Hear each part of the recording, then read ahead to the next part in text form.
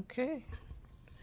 Hey, good afternoon, everybody, and welcome to the regular meeting of the Community Oversight on Police Practices Board. And we have a quorum for our meeting today, so we can proceed. And let's start with our roll call by Executive Assistant Fazio. Board Member Ciarbolini, Board Chair Ciarbolini. Present.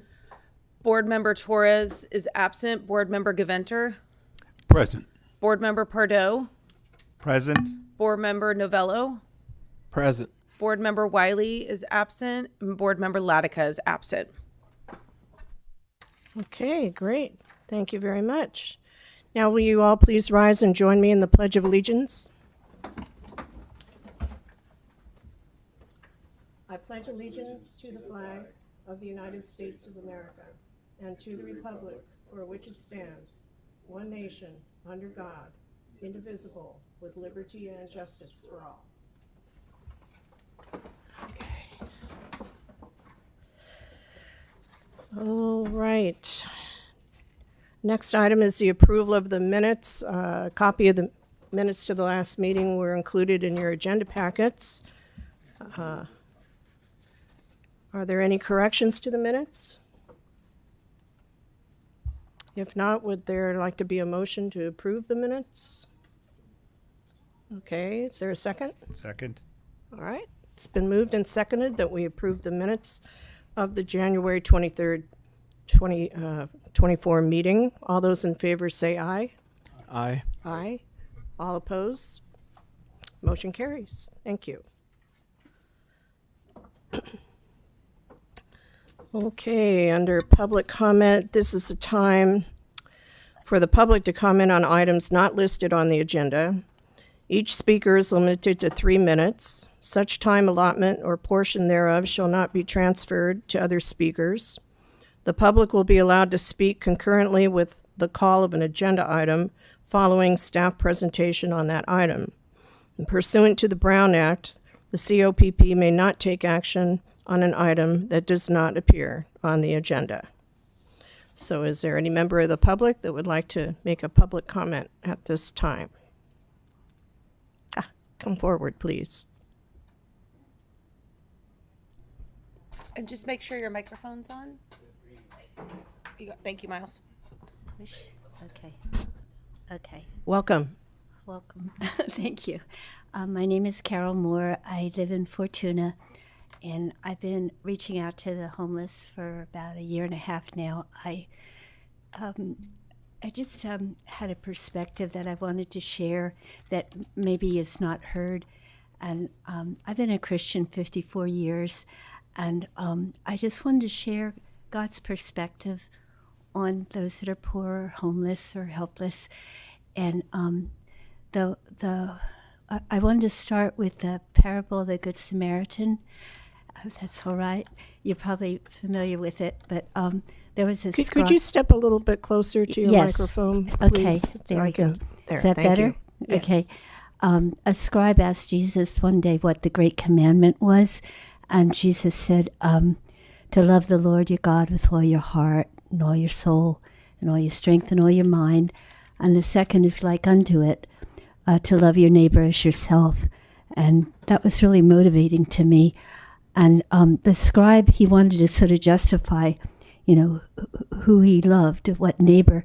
And so he said, who's my neighbor?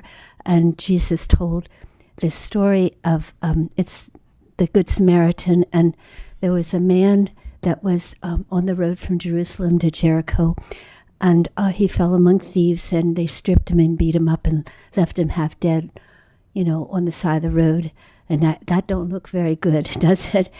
And it says that a priest went by and walked to the other side, and a Levite did the same, and that'd be sort of like a pastor or a deacon, in the church. And they didn't want to be involved. They didn't want to touch it.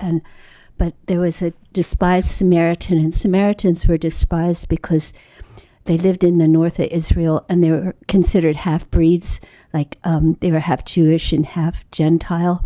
Well, the Samaritan took had compassion on the man that was beat up and stripped and naked and robbed, and he went over and he poured oil and wine into his wounds, and he bandaged him, and he took him to an inn, and he asked the innkeeper to take care of him until he was better, and he would come back and pay for any of the expenses, and is that You have 30 more seconds. okay? So anyway, so Jesus said to the scribe, who was the neighbor to the man that fell among thieves, and the scribe replied with a good Samaritan, and he said, correct, your answer is correct, and go and do likewise. And there was just a verse in New Testament. It says to honor all men, and that's all I got. Okay. Thank you. Thank you very much. Listening. Okay. Anybody else like to present public comment? Any Zoom? We do have a Zoom person. Sarai? Yeah. Hi, everyone. And thank you so much for your comments just now to the lady that was just speaking. I would just really like to kind of come on the back of that and just really express how much the community really, it doesn't feel like a good Samaritan situation. It doesn't feel like we're holding each other as neighbors in the community, specifically speaking to how the police are acting. Specifically speaking to how police are acting right now with students on the campus of Cal Poly Humboldt, as there is a convergence of police doing harm to students there.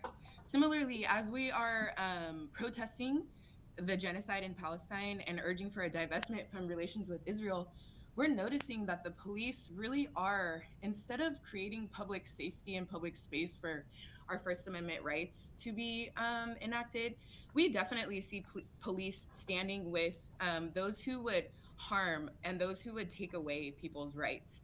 And so I really just want to make the comment that as like community oversight on police practices, like the practice of police is very concerning in Eureka. And we can just really tell whose safety the police have in mind. And it is definitely not the vulnerable citizens of Eureka. It is definitely not the public citizens of Eureka. It is those that are holding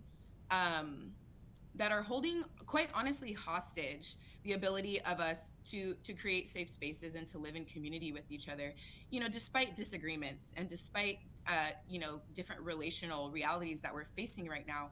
So I just really want to make the comment that again, as community with oversight on the practices of police, because the practices of police turn into policymaking, turns into institutionalized, codified different things that run. These practices, we can tell, have a deep legacy and a deep history in oppression, in white supremacy, in colonization. And I would really just like to make the comment that we are like seeing what's going on and we are realizing what's going on. And we would much rather that the city of Eureka, instead of making all these claims towards equity, all these claims towards oversight, all these claims towards public, or all these claims towards, private entities coming to audit folks, we really just want to listen to community members. And we really want to just listen to the ways that community members don't feel safe with the police here. And we just really, really, really would rather there be an honest conversation about safety as opposed to the farce of safety for a certain select few that we're seeing and the protection of a certain select few that we're seeing. So I just generally, wanted to make the comment. I hope you're having a wonderful day, but we definitely see and we definitely are tracking and we definitely are like wanting to make moves and take action towards dismantling some of the practices that the police have set themselves up Thank you. on. Thank you so much. Is there anyone else on Zoom? I see no one. Okay, then we'll close public comment. Thank you very much. On to old business. There is no old business this time. So let's jump to new business, which is the election of a new board chair. Now, while it certainly has been an honor and a pleasure to serve as your chairperson, it's time for me to step down. It's been a long time, and I think somebody else needs to step up. So I tried to go back to look how long it actually was. I got a little confused by all the ordinances and such, but definitely 2019 is when I started with the Police Advisory Board under Chief Watson at the time. So anyway, it's a great opportunity and good experience. So I will take any nominations from the committee. Thank you, Melinda. First, I want to thank you for your service. You've certainly guided the group to where we are now. There's been a lot of change over the last, I guess it's 5 years almost that you've been, chairing this group, and so thank you for that service and allowing us to get to the point where we are. And I think that we've come a long way, and I think this Community Oversight on Police Practices Board is a significant improvement from where we started, and so thank you. Also, I would like to nominate Dino Novello. He's our vice chair at this point, and I think Dino would be an excellent selection to take over your chairperson. Okay, thank you. First, I should ask Dino, are you willing to accept the nomination? If nominated for this position, I will gladly accept. Okay. So, but I just also would like to just thank you, Melinda, for the work that you've provided to this board. Thank you for the leadership that you've provided, and for helping us steer this group during the last couple of years. So thank you. Okay, well, thank you for your comments, and thank you, Dr. Pardo. So with that, by consensus, I hereby deem you the new chairperson of the board. Congratulations. Well, thank you all. So that leaves your vice chair vacancy at this time. And I think the thing to do at this point would be to put that on the agenda for the next meeting. And in the meantime, I will volunteer to be your vice chair pro tem until the July meeting. And not that anything will happen or anything, but we just got that covered. And then we'll put that on the agenda for next time, and hopefully we'll have a full board and be able to elect a new vice chair. So thank you for accepting, Dino. Thank you. Okay. So, all right, let's get down to the complaint logs. And with that, I'd like to introduce our independent police auditor group, OIR. And with us today, we have Julie Rulin and Teresa Magia. Are they going to appear on the screen any minute? Oh, there they are. Thanks, Julie. There we have screens all over the place here. Okay. Hello, welcome. Thank you so much. Hello, everyone. So I'm going to let you handle the introduction of the complaint and investigation review log. So Terrific. take it away. Thank you so much. Mm-hmm. Yeah, and also wanted to express our thanks for serving as the chair of this board for many years, for your commitment to the work of oversight of police practices in your city and beyond. I know that your work is extensive, and we appreciate the service that you have given the board, and look forward to continue working with you and with new chair Novello. So congratulations, new chair. Thank you very much. So we have 2 running logs now that we are continuing to update on a quarterly basis. We, as the independent police auditor, work hand in hand to evaluate the complaints and response to complaints that are brought to the police department by either members of the public or that are raised internally as a matter of administrative review by the police department. And in this particular period, we are just expanding on the log that we have updated to date. you will see that we've added a number of new complaints that have been generated in the past quarter. You'll find those on the final page of the log. You will also see that in the third item related to our work on the agenda this afternoon, we will be presenting a number of these cases to you. These cases have been closed by the police department and reviewed by our team, and we are ready to present on several of those. So you'll see those in bold and italics listed in the case log. Happy to answer any questions related to these cases. We cannot speak to any detail beyond what's on the case summary for cases that are in progress. So if you see that the status is listed as in progress, we will be reporting out on those as they close. Happy to answer any questions anyone may have about the log. Okay, any questions from board members? All right, Board Member Novello? I don't have a question. I just have a comment. I just want to say, I just want to thank you for the work that you and your group have put together on this. I just remember thinking back on how many of the statuses were left empty, and so it's so happy to see. I'm so happy to see that a lot of these have been presented and have been completed. So thank you. Yeah, absolutely. Board Member Givender? I just want to clarify what triggers an entry on the log. There have been a couple incidents that involved the Eureka Police Department within the last month or so that have been reported in the media, but I don't see them listed here. Is that because they're considered to be routine, or what would trigger the entry? Yeah, thank you, board member. That is a really excellent question to clarify, and I appreciate that. So these cases that are on the log will be those matters that the Eureka Police Department has received either as a formal complaint from a member of your public that may rise to the level of misconduct, and that, if determined to be true, may result in disciplinary action on a particular employee of the Eureka Police Department.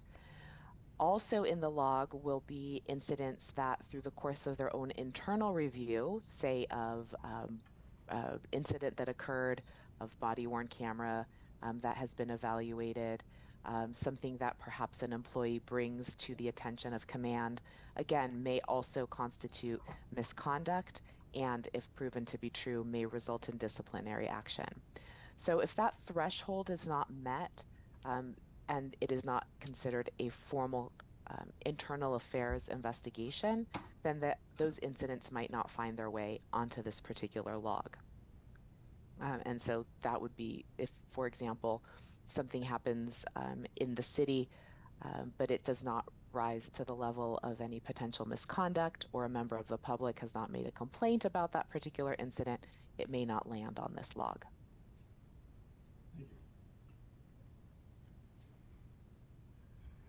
Okay. Any other questions? All right. You want to go into the actual meat and potatoes here? We have one more log that was a request of the board in our last meeting, and so we've put that together just to continue to track the recommendations that our group has been making to the Eureka Police Department. So you have that in your agenda packet today as well. And these are a kind of tally of any recommendation that we have made to the department since the start of our engagement up to the publication date of our most current report. So you can see that we have made a whole variety of recommendations, and many, if not most of those, have been either completed or are in progress by the police department. So we are pleased to present that as well, and we'll continue to update that on an ongoing basis. Okay, any questions from board members on the recommendations log? All right. And I'm going to ask for public comment now on both logs. If there's any public comment on either of these documents, we'd like to hear that now. Please on Zoom. Anyone? Oh, Soraya? Hi, yeah, I would love to ask, so the one log you're saying, if a complaint does not meet the threshold of disciplinary action, it doesn't go into this log. Is there a subsequent log for potentially like complaints that would still need looking into? I just want to say this is for public comment period and not for question and Okay. answer period. So if you do have any questions, I would hope that you would reach out to me directly. My cell phone number is 707-599-2053, and you can call me anytime you have any questions. Thank you. Okay. Yeah, I would just then like to make the comment then that yeah, so some of the ways that this data is collected and whether or not it meets the threshold of disciplinary action is part of the kind of the communal concern because of the way that things are kind of kept internal and kind of kept away from the public. So yeah, that's the reason I had asked that question. But I would like the comment that I would like to make is like about transparency, and it is about like how the public would be able to get a hold of these things as a result of the information that y'all are gathering. Yeah, so I just would like to make the comment that it doesn't necessarily seem, I mean, not to be, you know, downplaying the work that folks are doing because it is a lot of work, but I would like the comment to be made like I'm wondering about where there is another like log for things that don't necessarily meet this threshold, or like how is the threshold determined? I guess I'm gonna call Michael at 707-599-2053 to find out. Thank you so much. Okay, thank you. Janelle? Yeah, I have some comments on the case number 2316. I understand it's been closed. I have some concerns because Chief Jarvis and I did talk shortly after it happened, and we did talk about whether or not the action of the police officer threatening arrest was legitimate. And we had a little bit of discussion about that. I said that I didn't find, you know, he had not disrupted anything. He was not causing any problems. He did not interfere with their business. There was nobody else there to be interfered with. And then we just changed the subject and talked about the fact that this was, you know, policy, that the police were being used. And that's how the complaint became a policy question rather than was the officer acting legitimately. And so I'm a little concerned that there was no review by the independent auditor of maybe the video recording is gone now, but they're definitely, and Chief Jarvis asked me specifically, why don't you just set that aside for now? And that's what I did. I set it aside. And then when Chief Jarvis was going to leave, that's when I filed my complaint. And I also, you know, continued with the thing that it's the police policy that allows the officer to go in there and threaten arrest. But he was the one that made the threat, and I want to know, you know, is this how do you make the difference between whether it's a policy question or a police action? And then the thing that got me to actually go to and alert the police department that something was going on here was because he decided to throw my coffee away, a $5 plus liberal tip cup of coffee. He just threw it away. And so I thought that was pretty rude. And I don't know. I'm just a little concerned that some things may get brushed under the rug. And this is being brushed under the rug. Because my question is, you know, he was not doing anything. And the officer came and threatened him with arrest. That's all. I guess I'm just, I don't know. Is it dead? Are we all done with this? That's my question. Thank you, Janelle. Thank you. Okay. Anybody else? Is there anyone else on Zoom? Please raise your hand. I see no one else. Okay, well, I'm going to ask for a motion from the board to receive the report for file. I make a motion to receive. Okay, is there a second? Larry seconds. All right, it's been moved and seconded that we receive the 2 logs from the independent police officer and file. All those in favor say aye. Aye. Aye. All those opposed? Motion carries. Okay. You may continue to the next item, which is the quarterly report. Terrific. Thank you so much. So we have presented today the first quarter of 2024. We have a report that is quite meaty in this particular quarter, and there are 3 main components to the report. The first will be the cases that were closed in the first quarter of 2024. There are 6 of these cases. We provide in our report a summary of each case, the allegations as they were framed, and the findings related to each of the allegations, as well as provide our recommendations both for administrative review going forward and for any policy actions or changes or updates that we feel may be appropriate as a result of the case review.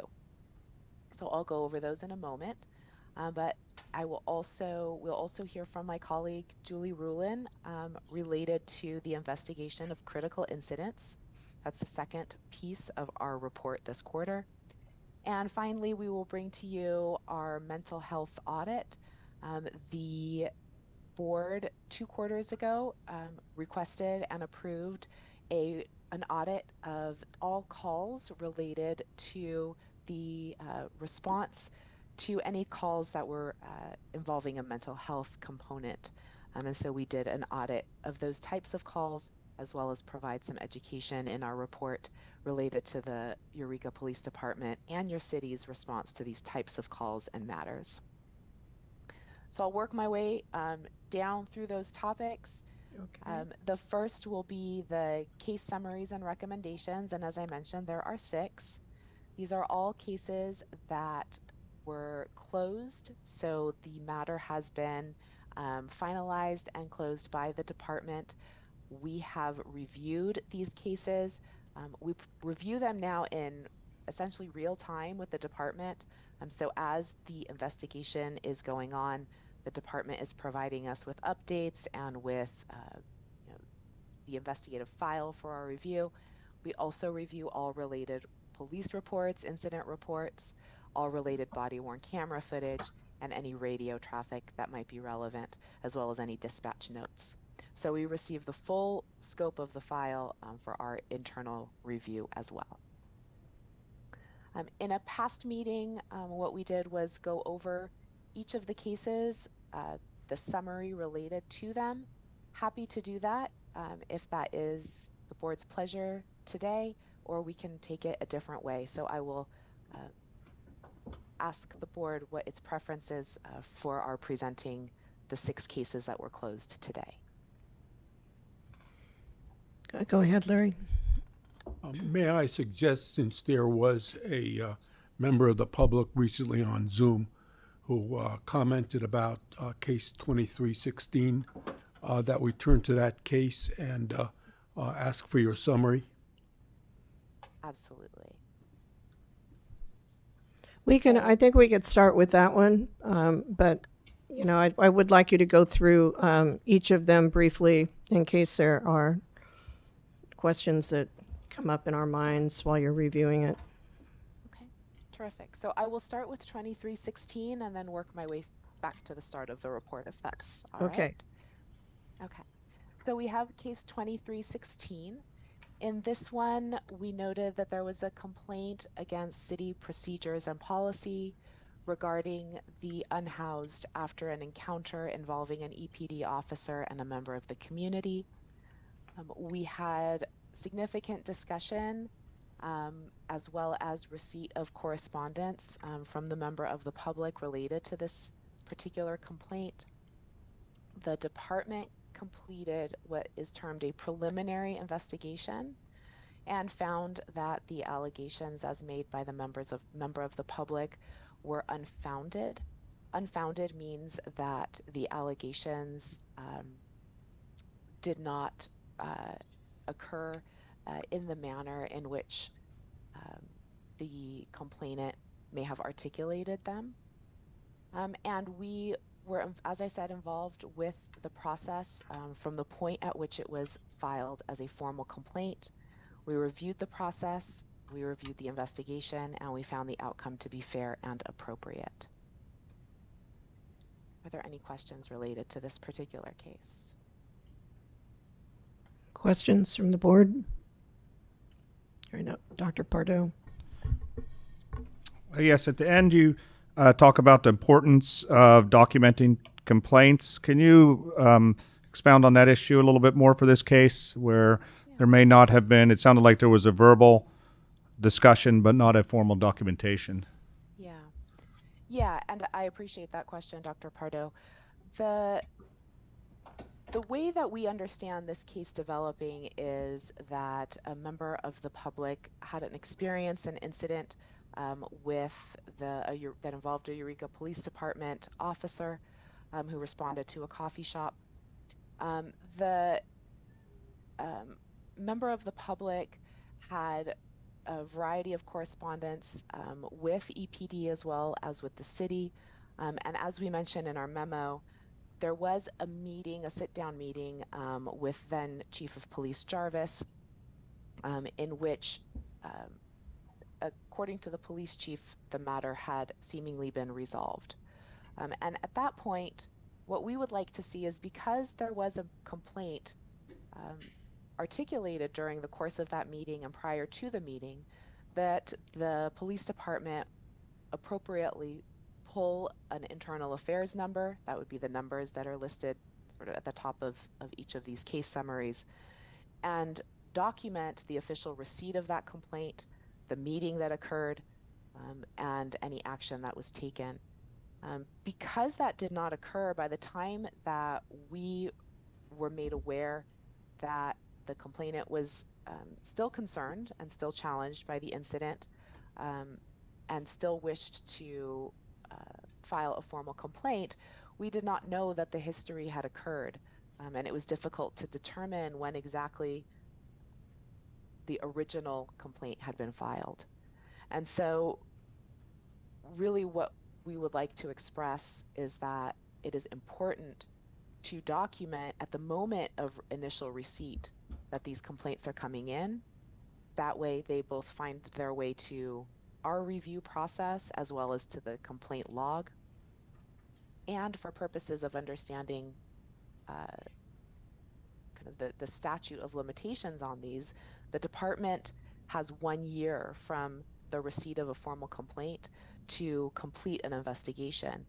And we had trouble determining exactly when that start date was. And so it's important to document those contemporaneously with the complainant filing the complaint in the first place.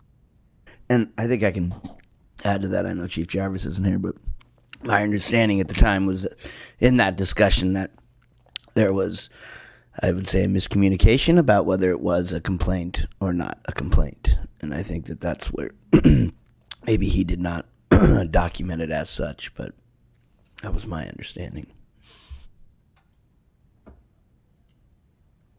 Okay. Thank you. Okay. Any other questions on that one? Okay. On to you're working backwards, so 2314. Yeah, oh, actually, if it's all right with you, Chair, I'll start at 2208 and just work our way down the report. Oh, okay. Just for ease of reading for everyone. Absolutely. Thank you. All right, so in case 2208, we had a complaint from the member of the public. The complainant alleged excessive force and an unlawful arrest.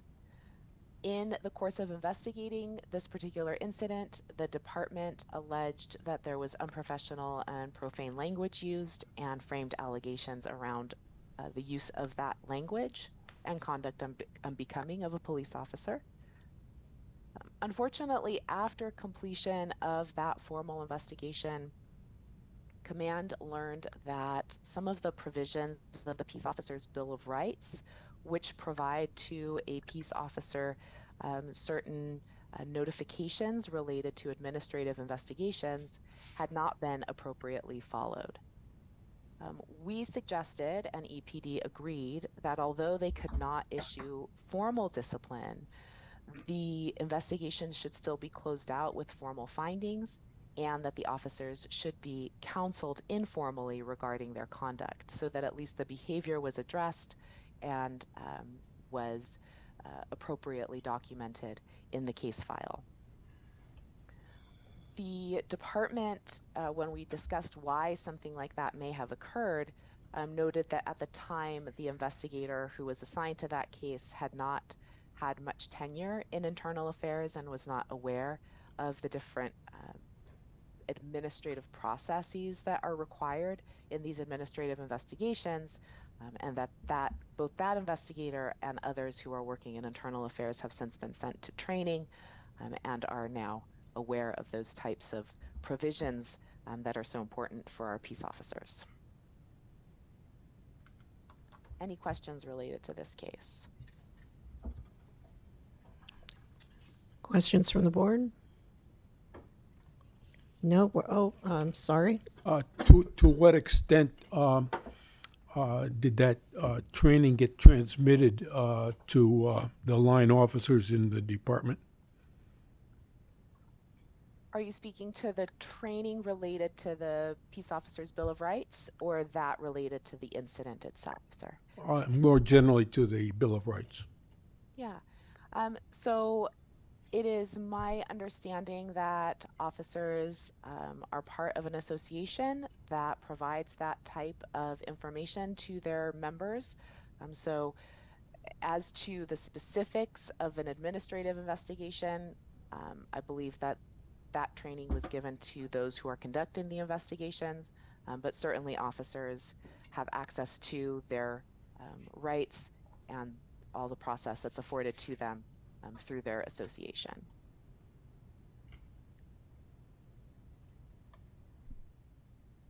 When a internal inquiry is initiated, are the officers represented by one of their union, or what is their representation?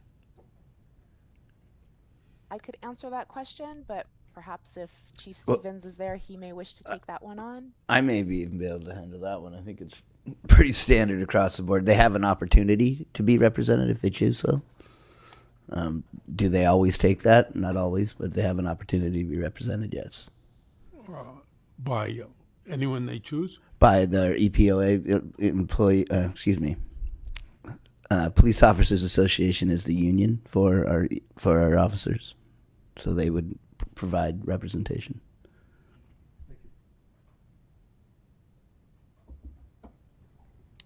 Okay, we're ready for the next case. All right, 2305 is our next. In this one, a member of the public alleged rude and discourteous language from a member of the Eureka Police Department. Again, in the course of investigating that complaint, the department realized that there had been some improper information sharing that occurred internally. We suggested that the police department frame an allegation using a policy section that we found to be more applicable than the one that they had originally selected to use in this particular case. It's a weedsy nuance related to particular policy sections. As we note in the memo, it was the difference between conduct unbecoming, which they originally framed, and improper information sharing, which is what we suggested. So little details like that that we catch in the course of our work. We found that the investigation was thorough and the outcome was fair and appropriate for this case.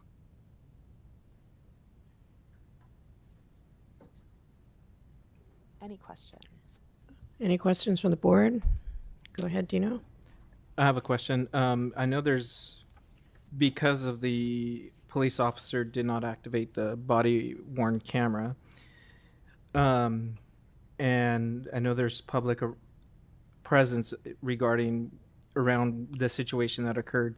My question is, during the investigation process, how much feedback or questions, how much of the investigation process is being asked to the public? Like, is the public being interviewed during a situation like this, where doesn't seem to be much information on the side of the officers?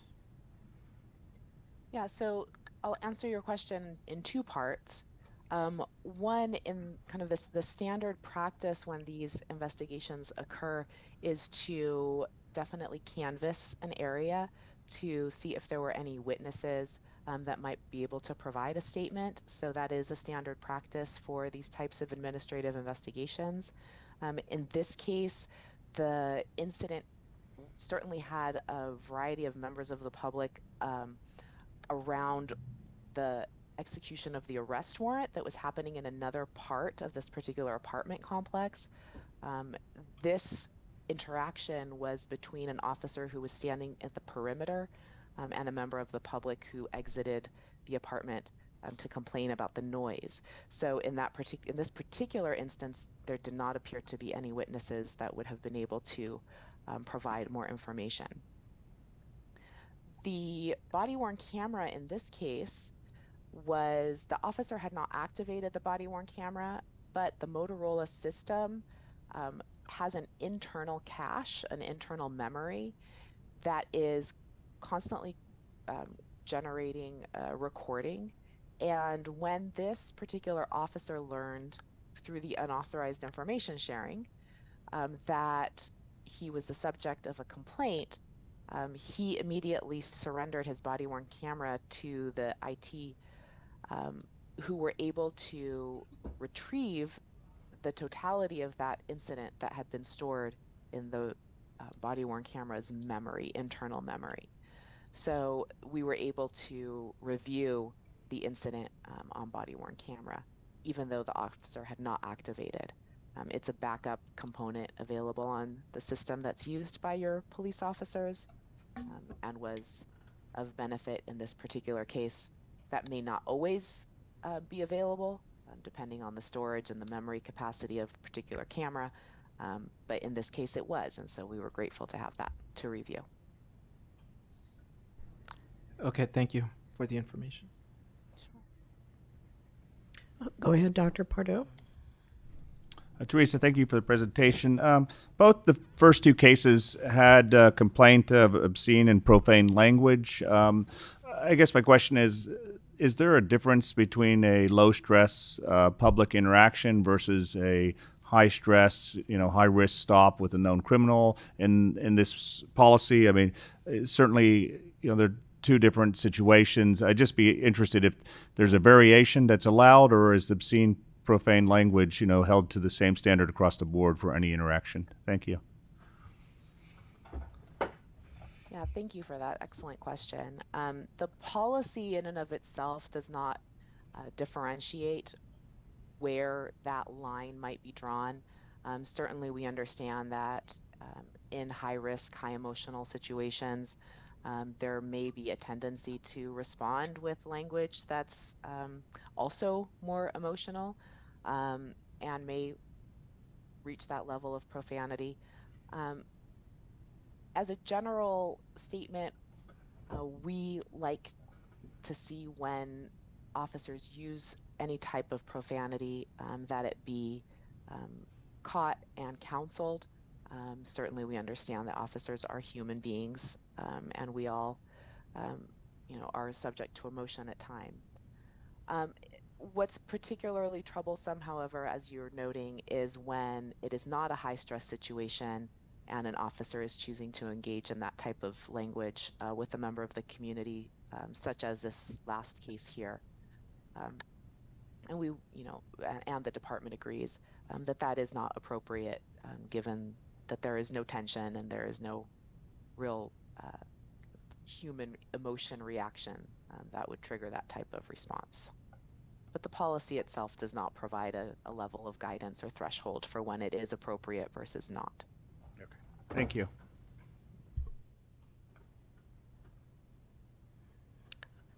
Okay, I think we're ready for the next case. Okay, we have now, scroll down here, 2313. This was another public complainant who alleged that an EPD officer was unprofessional and discourteous, first when responding to a call for service, and secondly on a follow-up phone call that that particular officer made with the complainant. This was another one where it was initially unclear if the complainant wanted to file a formal complaint. Given the challenges with the investigation that we talked about at the start of this, the department contacted us and asked how they should proceed. We advised and they agreed that they should pull a formal complaint number, and the department conducted a preliminary investigation of this particular case, found that the allegations of unprofessional and discourteous conduct were unfounded, and we agreed. We found the outcome to be fair and appropriate in this case. All right, any questions from the board regarding this case? No, looks like we're good. Move on to the next one. All right, we have 2314. This case came to the Eureka Police Department via the California Department of Justice. So members of the public who may not feel comfortable filing directly with their police department can also reach out to the Department of Justice to make complaints, and then the Department of Justice will route those to the appropriate agency where they believe the employee is employed. And that's how this one reached Eureka PD. The complainant in this case alleged that the responding officer did not conduct a thorough investigation and also did not complete a thorough police report. This was related to a call for service regarding a possible domestic violence incident. Again, we discussed this incident and how the department should proceed with the department. We all agreed that this was appropriate for a preliminary investigation based on the available body-worn camera, the police reports, and other documentation of the incident. The allegations were all determined to be unfounded, and again, we found that to be fair and appropriate in this case. Okay, questions? Go ahead, Dino. Hi. In this case, and even in the previous case, you had mentioned preliminary investigation, and so I just was wondering if you could please clarify what's the difference between a preliminary investigation and maybe I would imagine a formal investigation. Yeah, and that's exactly the right wording. So in a preliminary investigation, what we are encouraging and the department does is reviews. So the case number is pulled. It becomes an official complaint that lands on our log. The department, in its kind of ramp up to the investigation, will collect any body-worn camera footage, any incident reports, any police reports, witnesses that may have come forward, and so on. If the department reviews that kind of volume of evidence, and based on that evidence alone can determine that the allegations did not rise to the level of misconduct, they bring it to us. We review the entire package of evidence as well, and we discuss if it is appropriate to be closed at that time. You might recall that early into our engagement, The department was following that process, but then simply closing out the case without actually framing any specific allegations and without making any formal findings. So they were saying, no, we looked at it, it's all good. And while that may have been the case, we encouraged and the department agreed to go through and frame allegations as well as make formal findings on each of these. In that way, the preliminary investigation includes the documentation of what was reviewed, the potential misconduct that may have occurred in the form of allegations, and finally, a finding, which in the case of these preliminary investigations is typically unfounded because the allegation is determined not to be true in the way that was presented by either a member of the public or a member of the department. So it's in the case of a formal, oh, no, sorry, go ahead. yeah, sorry. Yeah, in the case of a formal investigation, the department has done that preliminary review and noted that there is a potential that the misconduct may be true and that more investigation is needed. During the course of a formal investigation, the officers who are involved, both the subject officer or officers and witness officers, are notified. They are formally interviewed. They are allowed to provide their statement. The complainant is potentially re-interviewed. So a complainant is interviewed at the onset of an investigation, but there may be need to clarify the statement or gather more information. That complainant may be re-interviewed at that time. There's a more formal canvass for witnesses that occurs and so on. So the formal investigation really is a much larger scope, and that is to be able to determine what occurred when the initial evidence is not conclusive. So it sounds like even after the preliminary investigation has been determined, it seems like your group still has a chance to provide feedback as to how it should proceed even after that. Correct? Yeah, that's correct, and that's really where we wanted to shift our engagement, and we did so several quarters back, because the real-time engagement with these is what I feel makes our work most effective, rather than getting it at the very end when it's closed and nothing can be done. And then we look back and say, wow, we really wished this had been a formal investigation and you left it at the preliminary level. We're able to have that dialogue, and we have found that the command staff is extremely receptive to our recommendations. We've had some very productive conversations and discussions around these cases, and they're really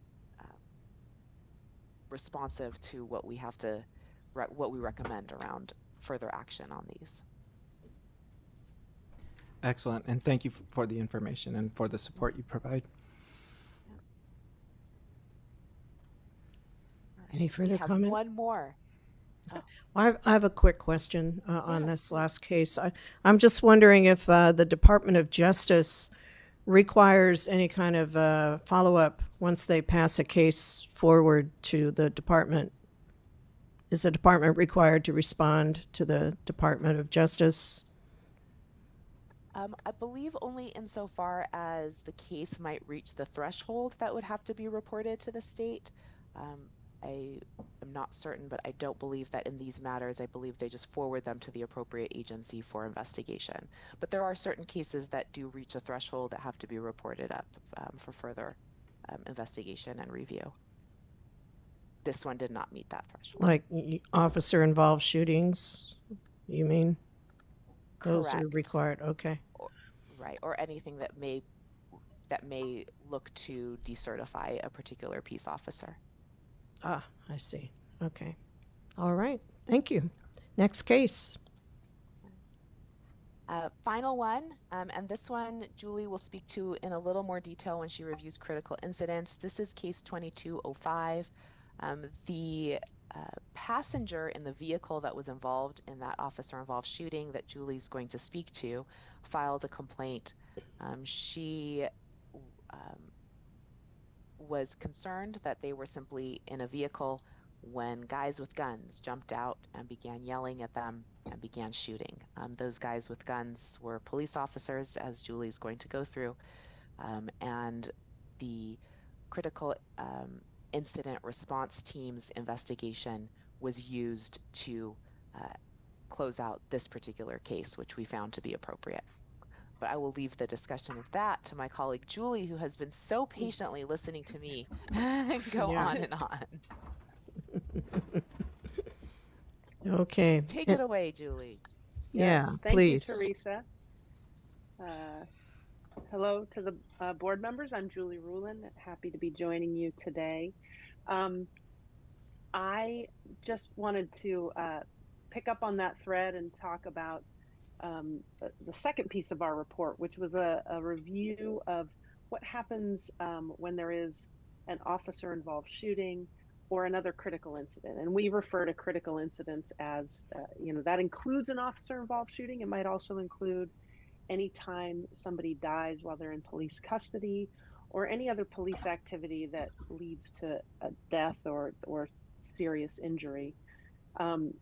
And this case, it was a officer-involved shooting right from the very end of 2021, and this was our first opportunity to sort of look at the department's process for reviewing those kinds of incidents. And so we wanted to just give the board and the public a little bit of background into what the process for investigation is. And then, so we have a discussion of that. There are two pieces of it. There's a criminal investigation that is conducted by a multi-agency critical incident response team.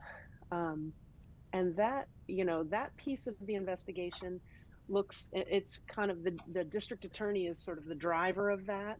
And ultimately that investigation is presented to the district attorney. And the question is, were the officer's actions something that should subject the officer to criminal liability?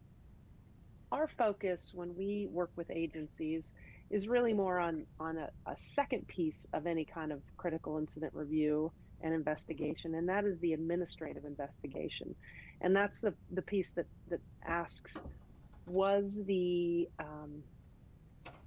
the officer's actions within policy? Were they consistent with the officer's training? And were they consistent with the department's expectations for how its officers will perform in these situations?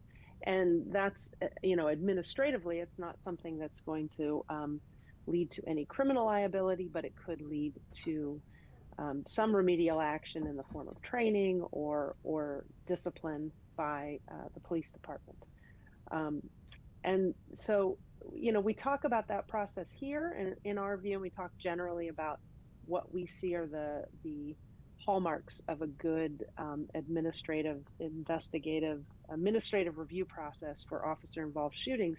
And in our view, that should really be a very holistic review that talks about the entire incident, looks at the entire incident, not just the moment when an officer pulls the trigger, but all the things leading up to it, the tactical decision-making, the attempts at de-escalation, communication, supervision, and all of that. We looked at this case, and it's a little, it's a sample of one. It's the only one we've seen. There has been, since this shooting, one other officer-involved shooting that we have been briefed on and are sort of following as that investigation proceeds, but it's still pending, and it's not something we can talk about in detail here. So it's a little difficult to say in broad strokes, what's going right and wrong about in general about the department's processes just based on the sample of one. But we were, as we talk about in the report, we were impressed by the thoroughness of the administrative review, and it's hitting on the points that we think are important points in terms of that holistic look. There were some issues around the communications and how the communications went between the various entities. The review process identified those issues, and we learned in follow-up conversations that those issues have been addressed. We did make some recommendations, and we've talked with the chief about it, for creating a sort of more formal early review process that kind of will in some ways the department is already doing this, but it would really formalize a review process, and we've talked to the chief already about that, and he was amenable, and we look forward to sort of working with him to craft a process that will really work best for EPD. We also had some discussions around timing of interviews and the timing of when officers should review or should be permitted to review body-worn camera, and we discussed that in the report. And again, those are issues that we are happy to say, we can discuss with the police department and the police chief, and we believe we're going to be able to work with him to sort of, get to what we think is a really solid kind of administrative process for these kinds of incidents. So with that summary of where we go with our report, and without getting into all the details of that particular shooting, I'm happy to take any questions that you might have. Okay, questions from the board? What's the in general the timeline on this?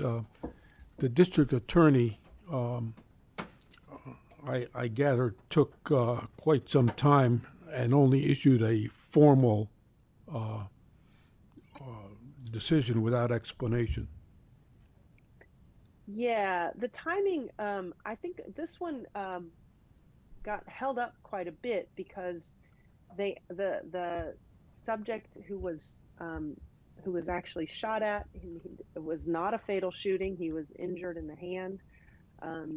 He ultimately was charged with an attempted homicide for his actions in driving his car directly at a sheriff's deputy. And the district attorney was waiting for the outcome of that case, which dragged on for quite a long time. And so, that's the timing in this one was a little bit complicated because of that. We see some agencies where they say, hey, if the district attorney hasn't done anything, we're just going to wait. We're not going to do any kind of administrative investigation. We're not going to do anything until the district attorney gives us a letter saying they're not prosecuting. We don't think that's the best practice because early on whether it's the kind of case that a district attorney might file criminal charges on, and those are pretty rare. And so we credit the EPD for not doing that. They completed their written administrative review of this case pretty quickly. Within months, which is fast, and they did it even while the criminal case was pending. They proceeded with their administrative review. And then it kind of stalled out because while waiting for that letter to hold their formal use of force review committee meeting, that we kind of, the thread kind of dropped off, and they never sort of closed the loop on that piece of the administrative review. The written piece got done very timely. I think in a case where we talked to the chief about this, in a case where you're getting that review, that opinion letter from the district attorney, they're gonna proceed pretty quickly with their use of force review. This case was a little bit of an outlier on that front. Go ahead. This case, as well as a couple of others, now I've yet to get to, involved a co-response with the Eureka Police Department, along with the Sheriff's Department, and maybe other officers. How do you go about addressing a case in which there are multiple officers from multiple agencies involved? Yeah, those are tricky. In this case, it was the only shooter was an EPD officer. But we've seen cases in other jurisdictions where you've got maybe one sheriff's deputy and one police officer from an entity, from an agency, who both shoot. Each of those agencies perform their own administrative review of the incidents, and there is varying amount of cooperation. In this case, because the only shooting officer was from EPD, that was simplified in some ways, although there were a number of issues around sort of how this whole operation. So the operation was planned by this joint task force, for which the EPD officer was just a member, and the planning really happened, and there were sheriff's deputies who were the folks responsible for the planning. And some of the planning, there were some issues about how that went down and how EPD was notified.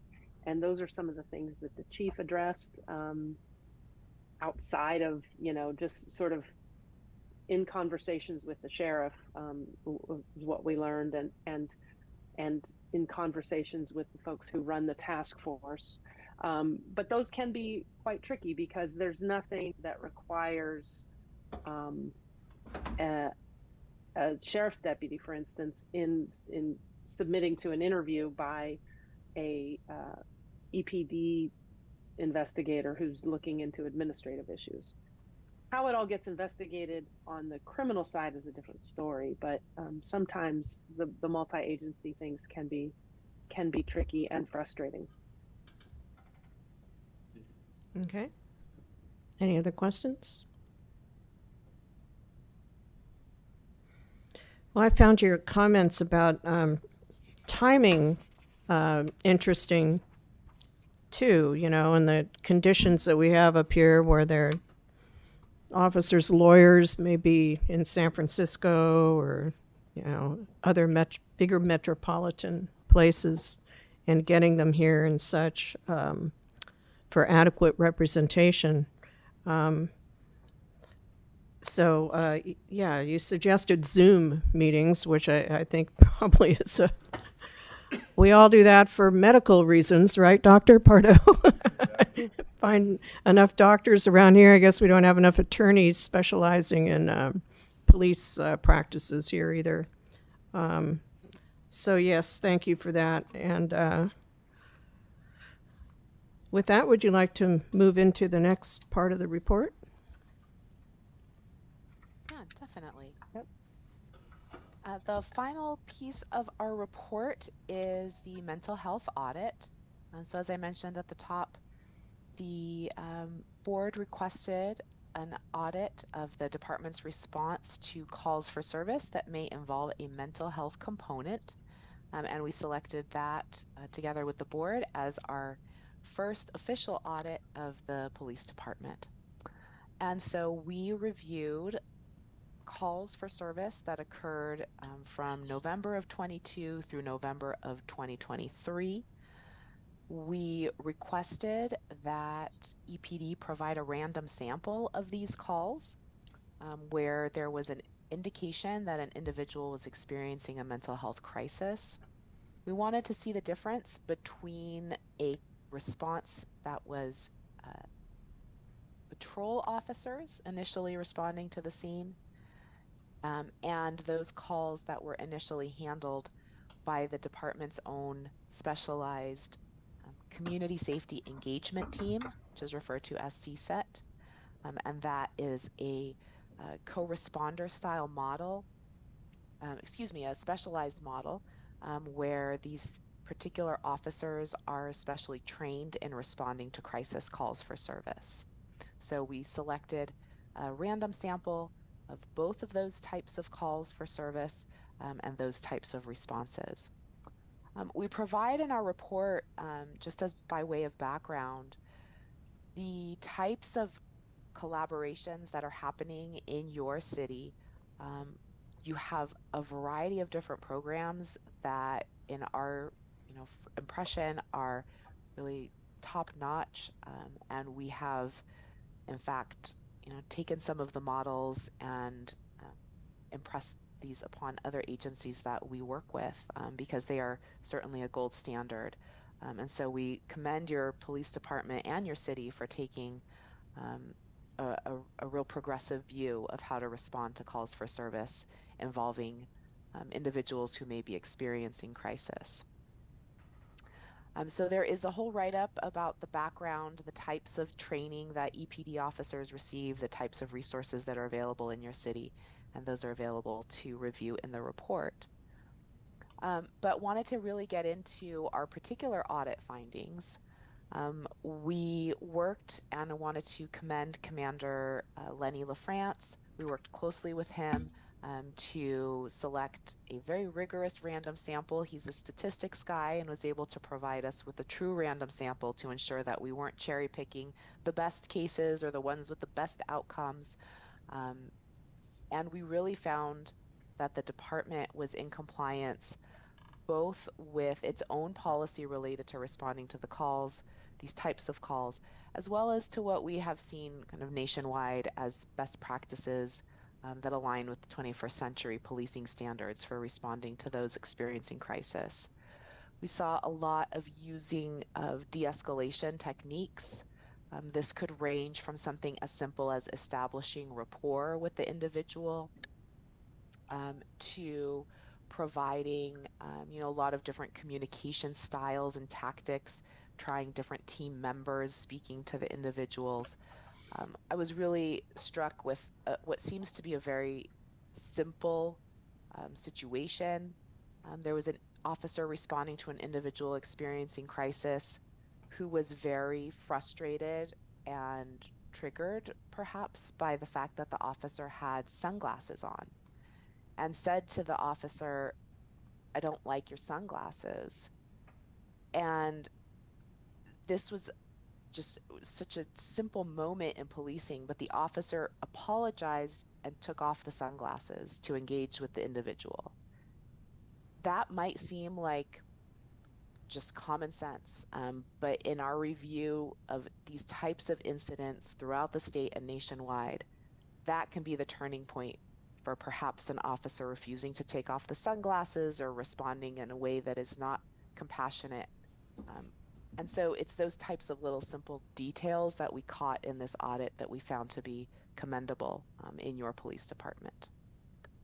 We also saw that there were several situations in our audit where the officers could have responded with enforcement action, or where the initial call for service was to provide some kind of enforcement action. These were mostly related around municipal code violations. But the officers who responded to these types of cases often tried to resolve them in different ways. So, for example, requesting that individuals move when they were able to do so, and speaking to business owners, for example, and suggesting more compassion or perhaps an alternative strategy rather than just taking that enforcement action. And we thought that that was very appropriate and distinct from other jurisdictions. We saw a number of mental health holds, so instances where the incident did require a mental health hold. We noted that the officers used a great amount of compassion with these, really were very good with their communication and articulating what was happening to the individual, what would happen to the individual, and so on. In many of these, we saw that there was no need to use any type of force, even in cases where the individual had initially a weapon in his or her hand. The officers tended to resolve these without resorting to any type of hands-on force. Again, distinct from what we've seen in other jurisdictions, both in California and nationwide. And then certainly as these calls can sometimes be volatile, we noted that the officers were mindful of their positioning, of their own safety, while also having that compassionate approach.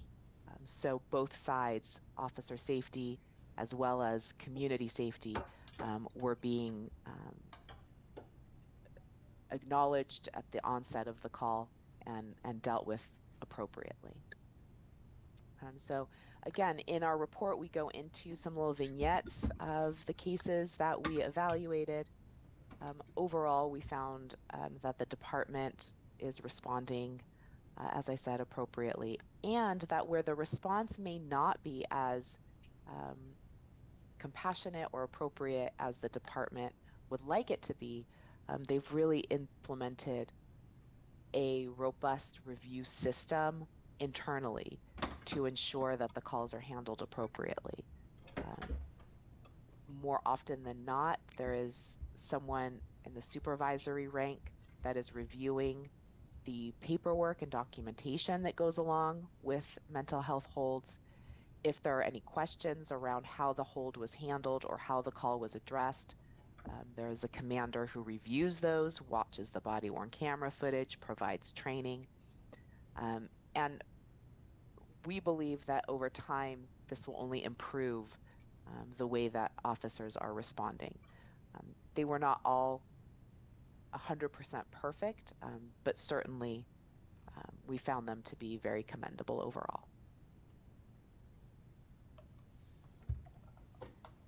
Okay, are there? Yeah, are there any questions from the board about the cases or anything in this part of the report? Do you know? Yeah, first of all, I agree. There's two recommendations in here that I totally agree with. One is having unmarked police cars available for people to as a way to respond to a scene, because I think that definitely helps de-escalate a certain situation, and I totally commend the department for the way they responded in a lot of these. There's also another situation where an officer provided water to a person, which again is one of those de-escalating situations, which I like. And then the other thing that I would like to, I'm totally in agreement. I totally agree with the fact that one of the things noted is that it says on page 33, a patrol officer seemed to slide back into addressing a mental health issue as more of a criminal concern, and we encourage the department to continue to identify the mindset and address it through counseling and training. So I really thank you for making that recommendation. Totally in favor of that, and I encourage people or the department to continue to see these individuals in a more, in that human side of things as well. My question is, there's different ways that the department responded. One is through a CSET, and then the other with a CARE response. And I was just wondering if you could help clarify, or maybe the chief could help clarify, when would something constitute a CARE versus a CSET response? So I can do that, and I think that it'd be good for the public to describe what CARE is. CARE is the Crisis Alternative Response of Eureka, which is a program that we started approximately a year ago. It's been in a pilot form for about 6 months of that year, and has been, well, maybe the whole year, but it's fully, I would say it's fully implemented now. But basically what it is we hired a managing mental health clinician as a part of what we felt was kind of an extension of our social services program for Uplift, which has homeless outreach workers, housing support specialists, those type of things. And then we've since then received grant funding and formed an actual division under the city manager's office that partners directly with EPD and mainly CSET. Over the past years, they've been working with the dispatch unit of EPD to make sure that we can identify how certain responses should be. Basically, if there's a safety concern for the people responding, then it would be a co-response with both EPD as well as CARE. If there is not a safety component, if the individual's known, then typically it'll be just a CARE response. And so that recommendation that you brought up, Board Member DeVello, is something that we're actually doing.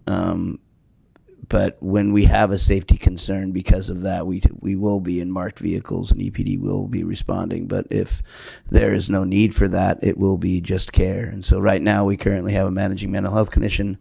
We have another open position for a clinician, and then we have, I think, 4 caseworkers or 3 caseworkers currently.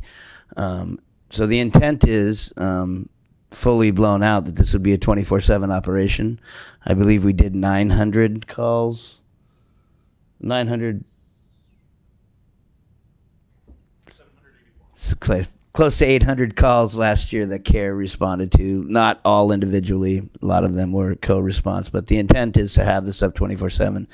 We've done the research and looked at the number of calls. I think we had close to 1,500 mental health calls for service at EPD.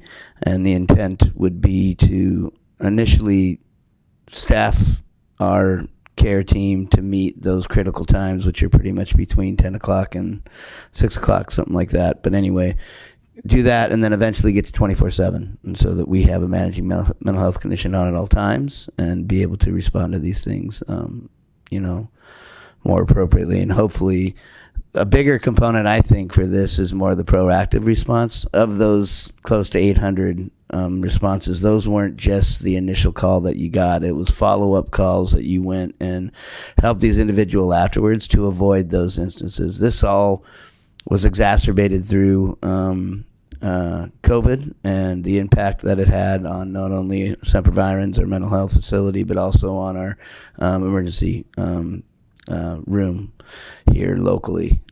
Having this and preventing those calls for service from happening in the first place is, I think, what we need to strive to do so that we can avoid having this be a calls for service in the first place and have EPD be able to respond to things that are just have more coverage and be able to get to what they need to get to.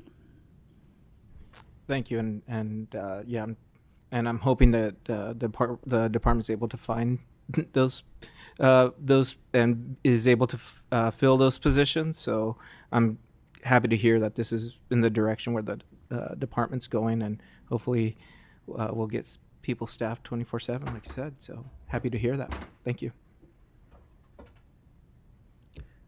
Well, I hope you didn't steal the thunder from the CARE next agenda item there. But it is he's a good prepared. segue. He's a lot to more. that. He's a lot better looking than me. So.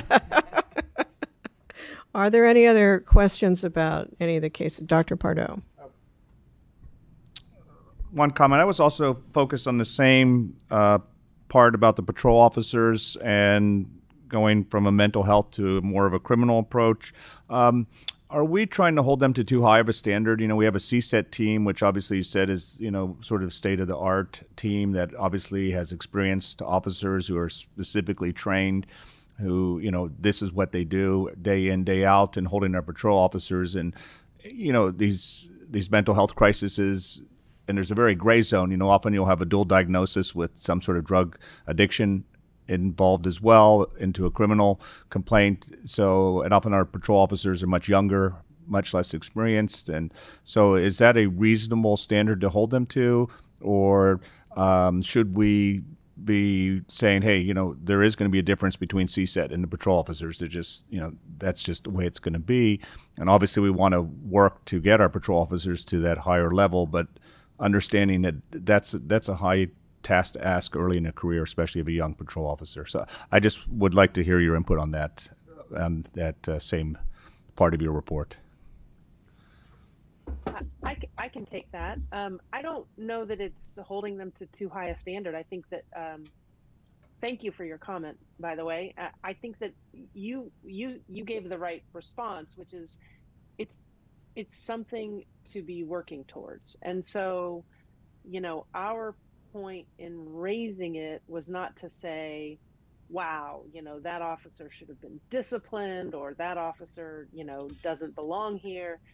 It was to say, hey, like, we noted it.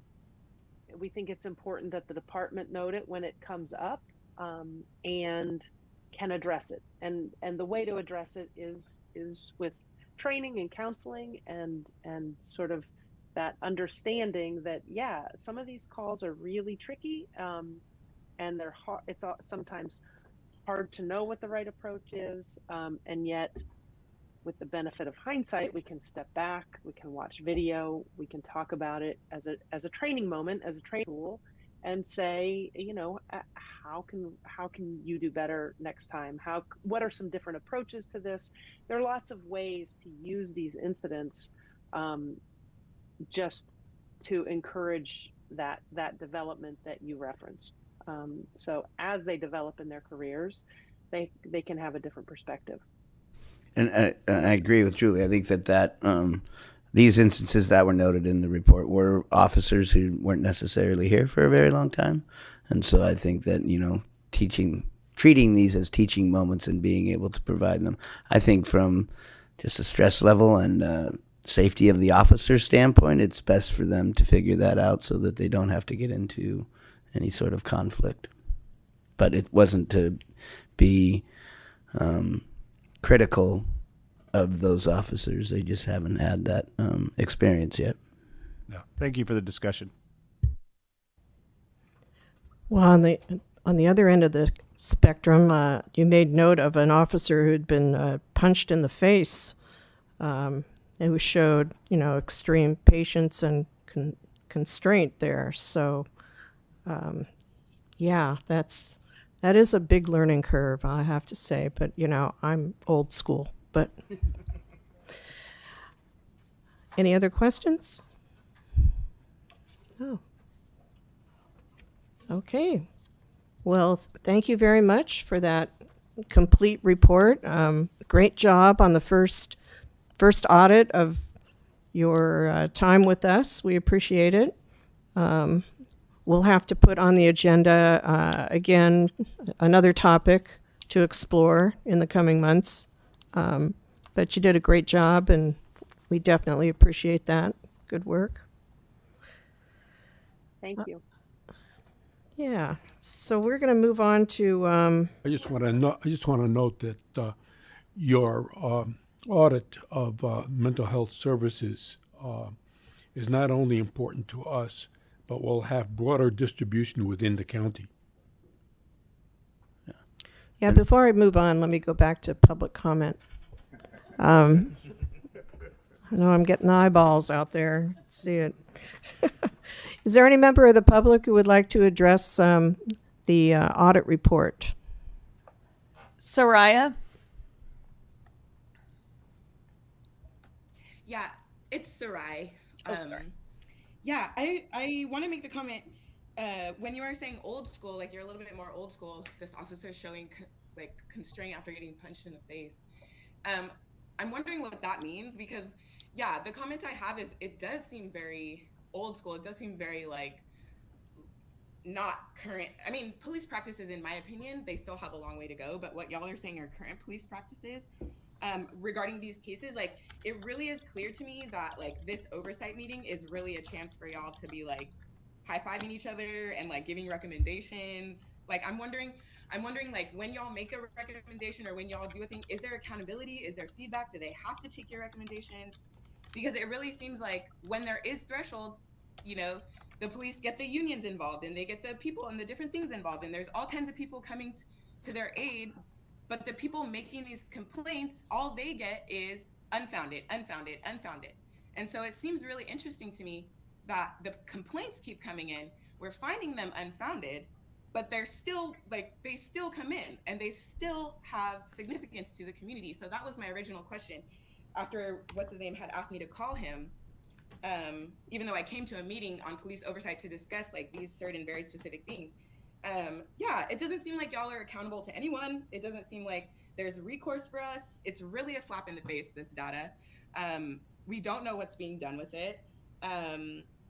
It's one thing for police to be emotional. Like, the board member literally asked if there's a different standard for when police are emotional or when police are in high stress. Are you serious? Like, that's you, like, you're the police.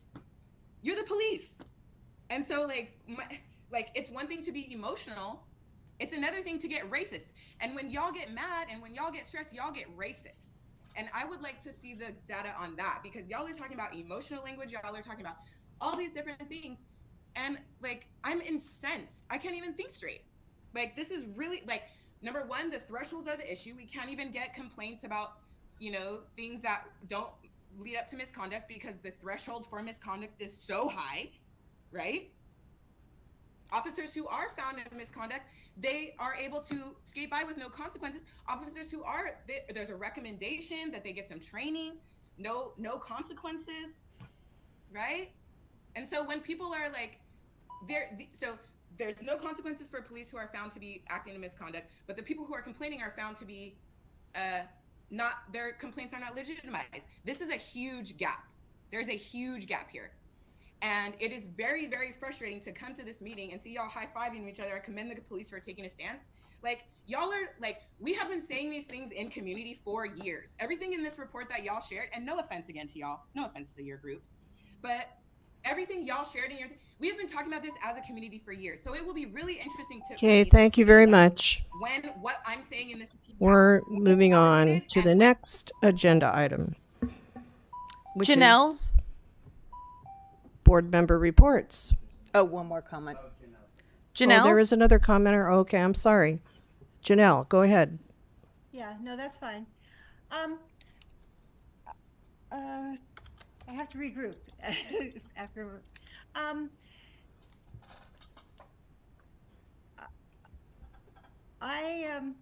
I appreciate the work that you all have been doing, but I have to go back and there's, for me, a disconnect between, as I said before, policy and the actions of the police officers. In terms of the CSET has been doing wonderful things, but for a time, and I haven't been following, your hiring and et cetera, but at a time, at one point, CSET was focused, 3 officers were focused in a particular part of town when there was a shortage of police officers. So that's, well, I commend CSET, and I think it's good, and they're moving in the right direction, all that. The whole city coverage needs to be, and the officers that are out there doing that, the stress that they're under, I think needs to be recognized. And I'm not sure that the previous speaker understands that.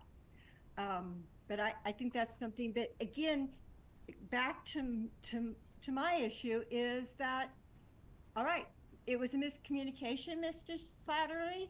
Fine. Why wasn't that miscommunication expressed to me? Is it policy or is it the officers? And where is that question? Where do I go with that, Mr. Slattery? And I'm directing that to Mr. Slattery because he seems to be the one that wants to answer the questions. And excuse me, if somebody else wants to answer it, please do. But that is my question. There's policy and the effect that has on the businesses and on the people. This person did. This officer was called to evict somebody from a business, and that's what he went to do. And I do not believe that it was a just eviction. There was no, the person had done nothing to be evicted from that business, but the business called. I don't know whether they went through the dispatch or they knew what officer to call. There's a lot of questions for me about what happened. It was a very small incident. I get that. But it is a question of how, putting police officers into situations that are inappropriate. And that is what happened. and that officer acted inappropriately. All right, He- thank you, Janelle. So All right, let's move on to the next agenda item, which are board member reports. Dino, do you have a report today? Yeah, I just would like to just commend the department for their response with yesterday's protest at Cal Poly Humboldt. I happened to see one of our EPD officers involved in one of the videos, and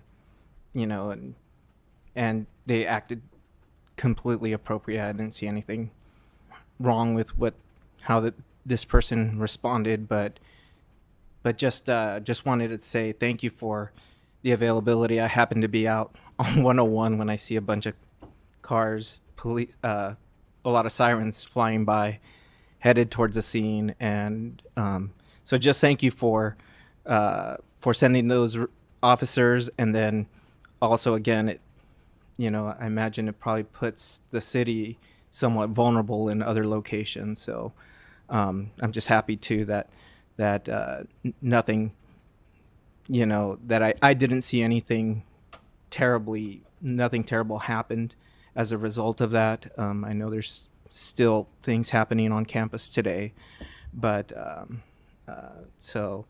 my only question or report was, I know a couple of like a month or two ago, I was walking on 5th Street, and then I saw an individual who appeared to be mentally ill, was screaming and yelling and getting in and out of traffic, and it kind of reminds me of the situations that we read about or that we heard about today. But and so in my situation, I called 911, and I was on scene for about 10 minutes and didn't see any response from anyone, and so I was somewhat concerned because this person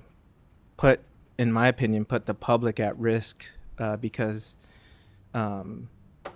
this person could have been hit, and I know for me, if I would have hit someone, and if it wasn't my fault, I would have still felt guilty. And so my question really is, when situations like that happen on the 101 corridor in Eureka, who is supposed to respond in such situations? Is that more of a city? Is that more of a CHP response? So I don't know if you can answer that or not. Good afternoon. Yes, anything within the city limits of Eureka on the state highways is the responsibilities of the city of Eureka and the Eureka Police Department. So without knowing exactly what date and be able to go back and research what was going on at that time, I cannot answer to why there would have been a 10-minute or more delay in that. But just know there are calls for service that require almost our entire department during certain parts of the day, and we can only manage what we can manage. We prioritize the calls as they come in, and we'll handle the rest of them as officers clear from what they're currently on. So thank you for calling. It is an issue. Anytime there's a person in the roadway, not only does it create a hazard for them, but it creates a hazard for the public. But it is the responsibility of EPD to respond to those within the city, and we do so as quickly as we can. Okay, thank you. Yeah. Okay. Any other board reports? No report. Okay, Larry, go ahead. In Lost Coast Outpost of April 4th, the headline reads, Eureka rank and file police officers issue a statement praising positive working relationship with the city government following successful contract negotiations. Good. Thank you. We'd like to thank EPOA. It was the relationship that's built with them and our administration staff for the city has been extremely successful, and it was one of the quickest negotiation periods that we've had that I've been a part of. It was only 3 meetings, and They we gave them what we could, and they are well deserving of it. And for the public record, I just wish to announce that my daughter, Sarah Kaber, has recently been appointed Superior Court Commissioner for Humboldt County. Oh, congratulations to her and you. Okay, well, if the committee doesn't mind, I'd like to recess for 5 minutes, if that's okay, before we get into the chief's report and our presentation for the day. So come on back at 5:15, if you wouldn't mind. Thank you.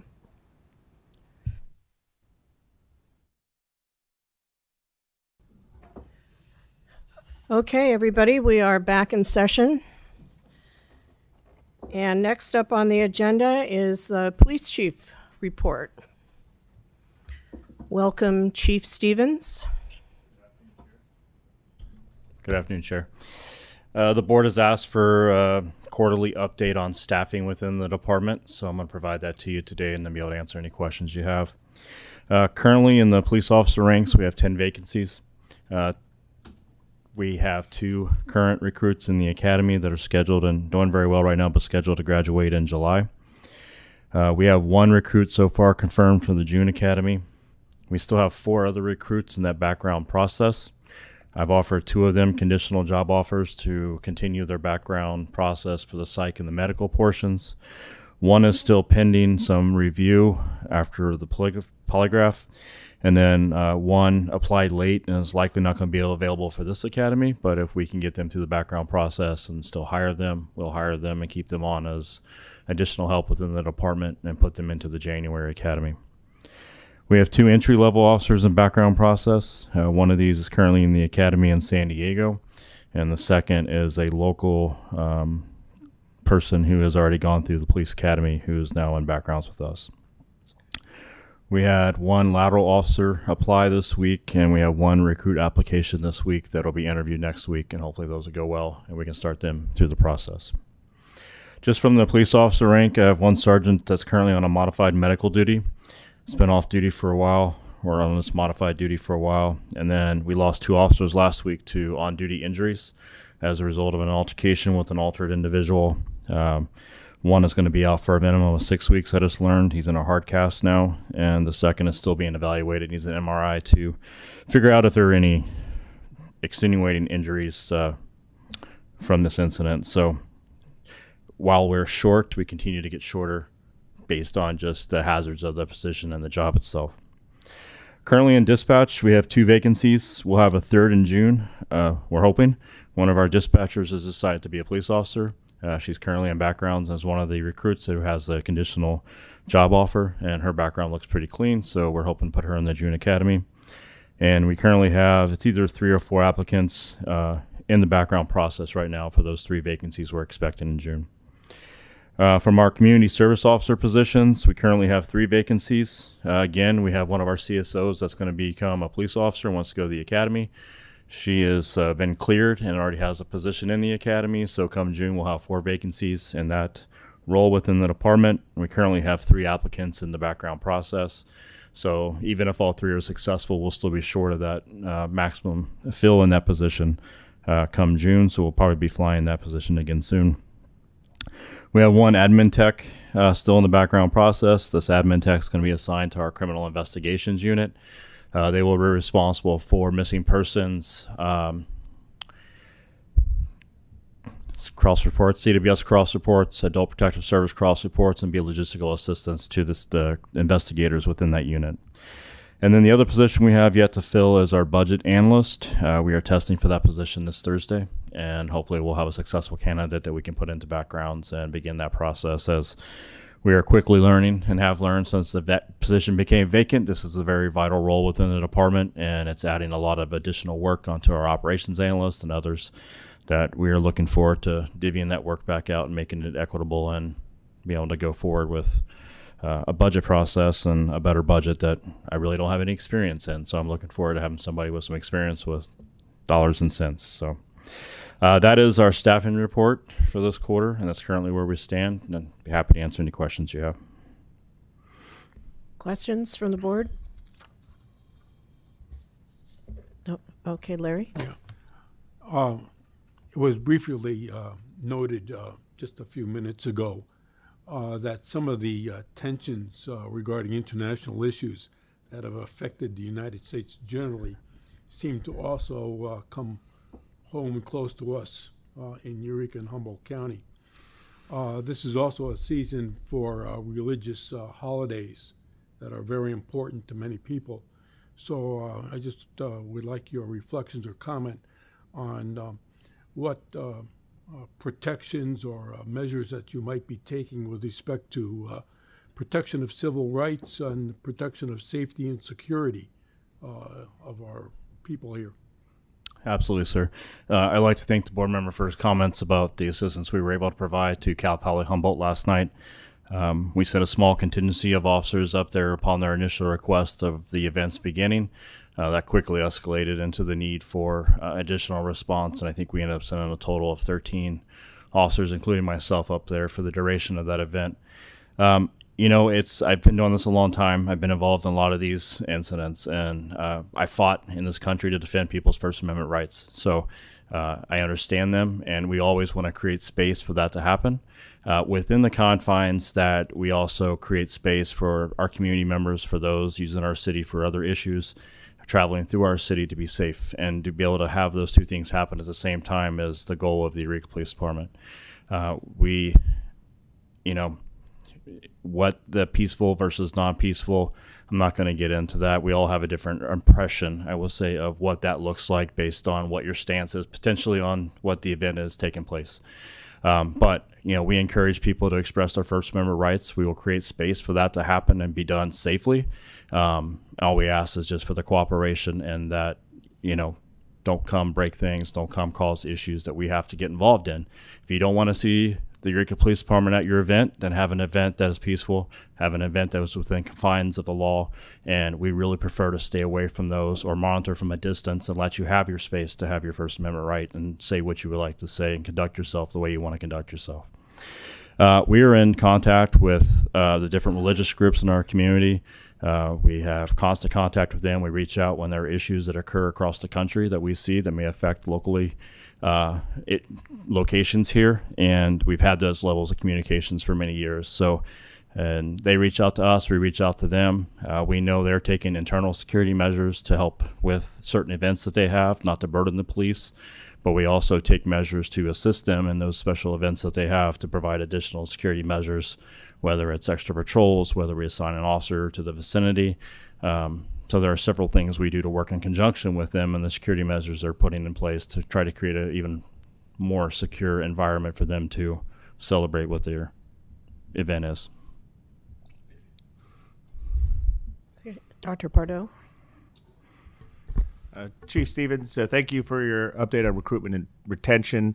I think this is the most critical issue for the department. I think the OIR reports are directly tied to the stress that the officers are under from a staffing and ability to back up themselves. What is now that you've been in this position for, has it been how many months? 4 months, yes. What's your prediction over the next 6 months? By the end of the year, from a staffing standpoint, are we going to be about the same? Are we going to be potentially worse? Maybe a little bit better? This is certainly one of the big challenges you face, and I'd just be interested over the next 6 to 8 months where you think we're going to end up by the end of the year. Yeah, I will tell you that I am hopeful, but I'm not too optimistic.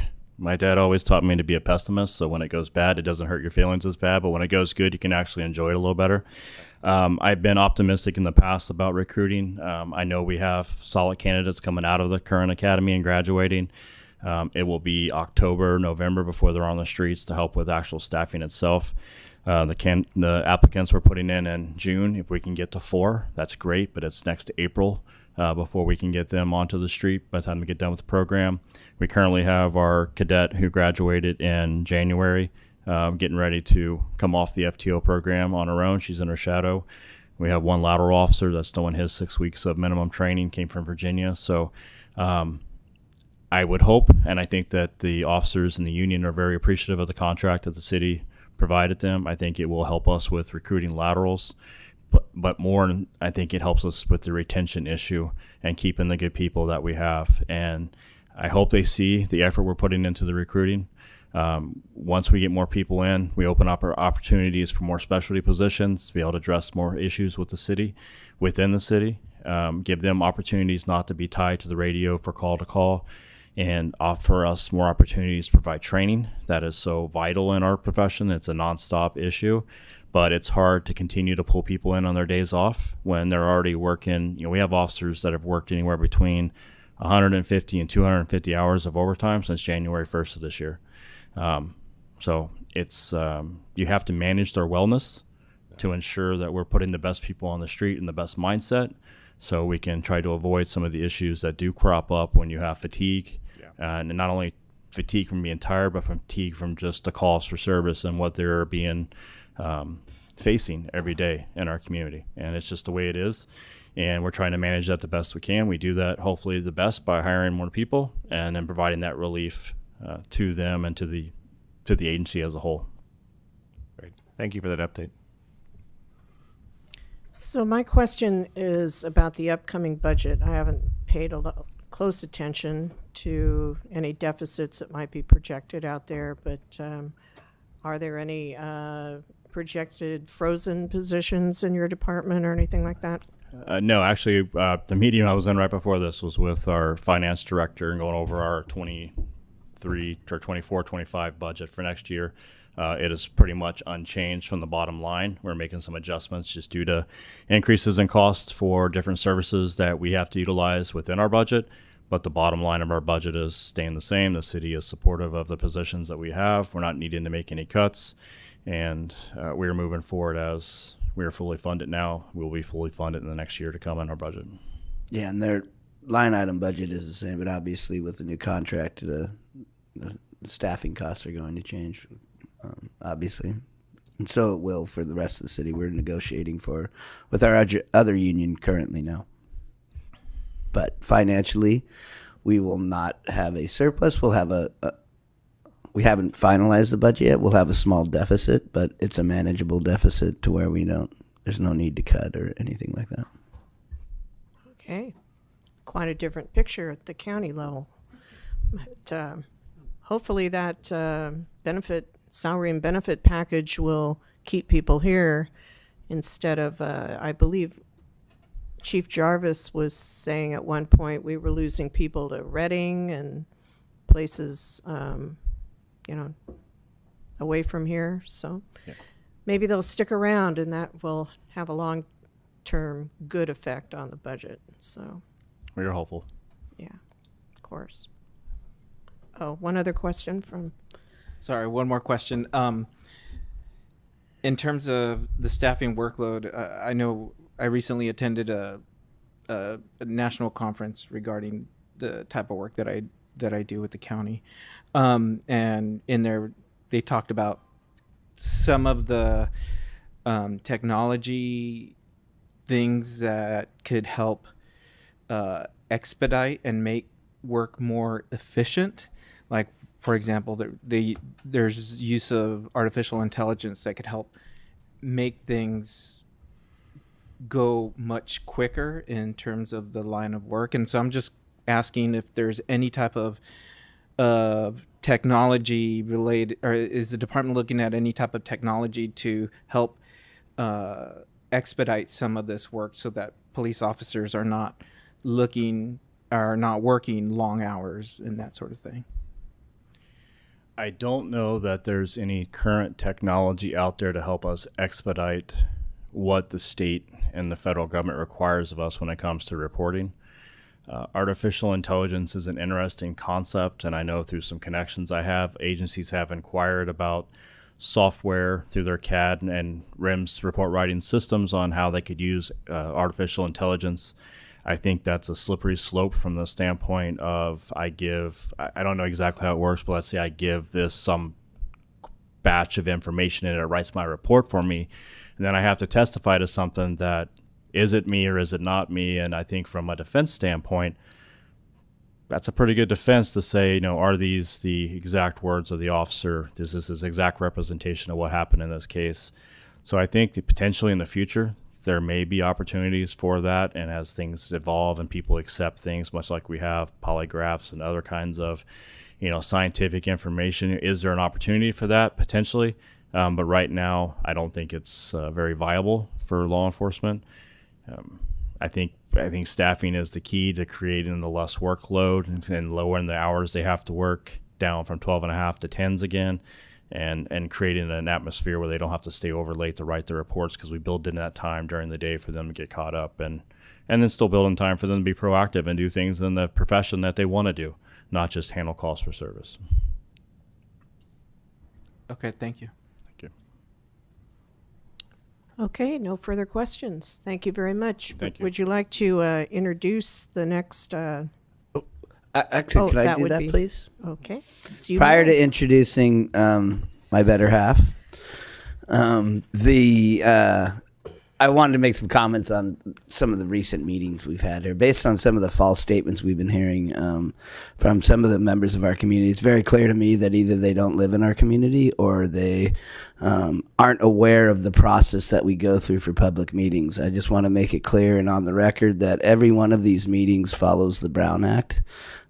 This meeting is noticed 72 hours prior to every one of the meetings, and each one of those meetings provide all of the documents that are based on action items that were made available for this particular meeting. The complaint logs, the other log, as well as the quarterly report was made available and provided all of the information based on the false statements that have been made over the past few meetings. It's very clear to me that the public may not know that, so I just wanted to make it clear that that is available.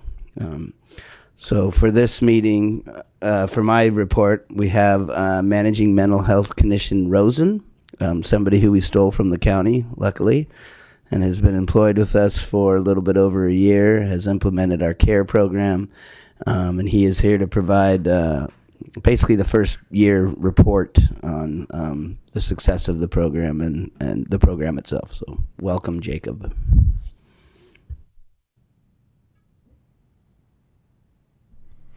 Thank you. One moment while I pull up a PowerPoint here.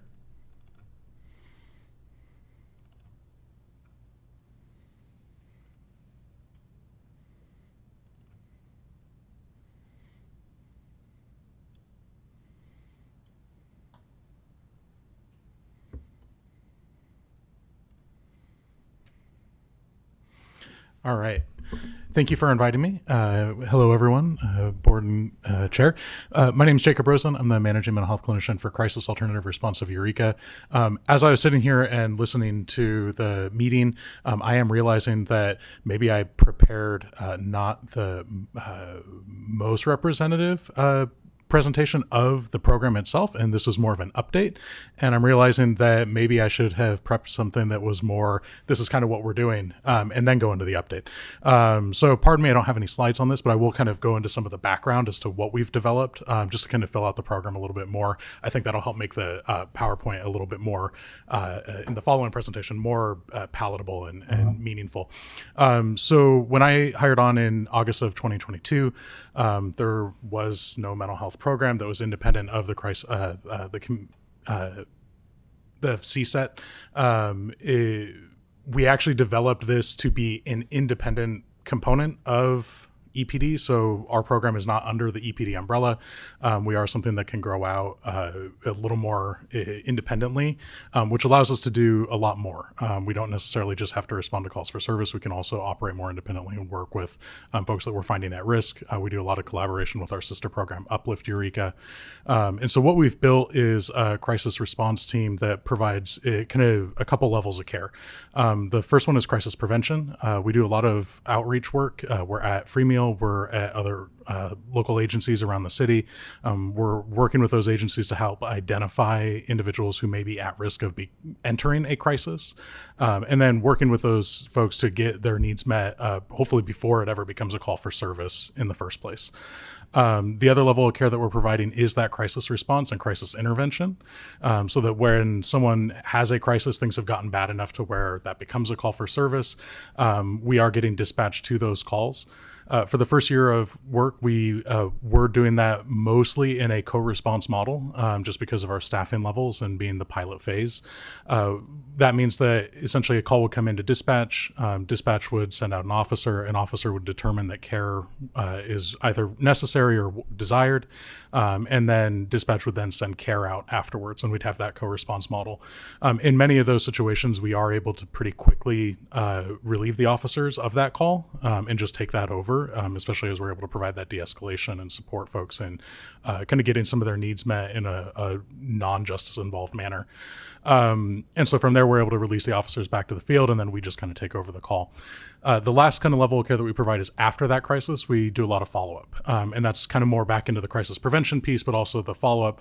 We like to make sure that folks are getting connected to services after they've had a crisis contact, and we like to make sure that whatever safety plan we're developing with somebody when we're in the field, that is still working, that they're following it, or capable of following it, and if there are barriers, kind of identifying them quickly and figuring out how we can help intervene to overcome those barriers so that they can get what they need. Again, with the goal of not having folks re-escalate to crisis and become another call for service, but also to make sure that they get a better quality of care after they've had this significant event. And so that's kind of what our organization has been, or our program has been doing in that time. And I can pause. Any questions? That's like a very condensed summary, but I wanted to at least lay that out before we move on to the other stuff. Okay. No, it looks like we got it. Thank you. All right. Awesome. Well, we'll jump on in. So this is a kind of 1 year in. We'll cover 3 areas of this, kind of where we've been, where we are now, and where we're going. Being on the boat would be great, but alas, that's not where we're going. So where we've been, when I started in August of 2022. We also hired Tyler Jennings and Shamika Keel in January of 2023. They were our first 2 case managers. We were able to get enough of the program developed and kind of build the foundation of policies and programming and procedures and kind of get all that developed at the end of 2022 to the point where we were able to fly positions and then have folks hired by January. During that implementation phase, we definitely still had some development going on. So our first kind of quarter was maybe a little slower, but as things ramped up, as we kind of tested some of these procedures out and moved things forward, we definitely picked up, and we'll see that reflected in the stats. We will see a reflection in the stats of a dip in the fourth quarter, and we unfortunately no longer have Shamika Keel on our team, but it is for a good reason. She decided that she wants to go back and become a clinician herself. And while going back to school, determined that doing full-time school with doing full-time crisis work just was not viable, which is completely understandable. And we very much look forward to her becoming a clinician herself in the future here. That's what she's going for. So she is no longer with our team, and we'll get into current staffing in just a little bit. So these are the stats for last year. We had 784 total encounters. We had 145 individual clients, so that's individual people. That's an important marker for us just because we can kind of see what our total volume is without necessarily duplicating encounters. Of crisis calls, we had 192, so those are calls where either a community agency or Eureka Police Department received a call about a crisis and we responded out in a crisis format. And then as far as we kind of call them case management calls, these are both the intervening for crisis prevention, but also the follow-up after a crisis. Those are lumped together. We had the 570 contacts. And keep in mind, that's for 2 case managers. And I get out into the field sometimes, but as the manager, there's a lot of other things to balance. So I kind of count myself as like a quarter of a staff. So for most of the year, we were really only operating with 2.25 people to get these numbers. When you break it down by quarter, this is kind of what we were looking at. We see how January through March was a little slower. By April and June, we're picking up, and then July and September, we're picking up. But then at that last quarter, we see that dip, and that's because Shamika left after October. And so our kind of numbers fell off a little bit. I unfortunately haven't had the time to tabulate our current numbers from January to March this year, but would be happy to come and report back when all that's done. So when we look and we actually break down our calls, we actually see about a quarter of them are crisis related, and then the other 75% are case management or crisis prevention. What we kind of see in looking at the patterns is there's a typical pattern of one crisis contact with 4 follow-ups. Obviously, there are folks that kind of deviate from that average, right? There may be folks who are just having a number of crises, or maybe there are folks who are just having a number of case management or crisis prevention contacts. But the kind of average is, each individual we're seeing is roughly 1 crisis contact and then 4 case management or prevention contacts. When we're going out for crisis, we find that we divert about 3/4 of the individuals that we contact from ending up on a 5150. That's super important because that helps lower the impact on our local ER as well as sempervirens. We collaborate very closely with both the ER and SV to kind of support so that even when we have that 13% of folks that do go on a hold, we're doing warm handoffs to the ER staff. We're also contacting the mobile response team with the county, and we're doing a warm handoff to that team. We're also making sure that both the ER and the mobile response team know that if that client has that hold rescinded, so they get better in the ER overnight, then we are there to assist in the discharge planning as well, and we'll provide that follow-up and engage again in that crisis prevention, help folks get their resource needs met so that they're not re-escalating to crisis. We do find that about 11% of folks have a non-5150 or diversion outcome. Many of those are arrest-based, and that's usually because we're presenting somewhere where maybe we're thinking it's mental health, or maybe there's a accountability component that's more a crime. And so there are times when we get onto scene and we help resolve the mental health issue, then kind of what's left is a criminal behavior. And so there is a percentage of folks that unfortunately are arrested, even if we respond. Our hope is to continue to partner with EPD to kind of reduce some of those. And as we do more crisis prevention, we are able to hopefully intervene before some folks get to the point of engaging in criminal activity. But I don't ever see this being anything like a zero. I think that we'll always have a percentage of this to some degree, unfortunately, just because of the nature of the work that is mobile crisis partnering with law enforcement.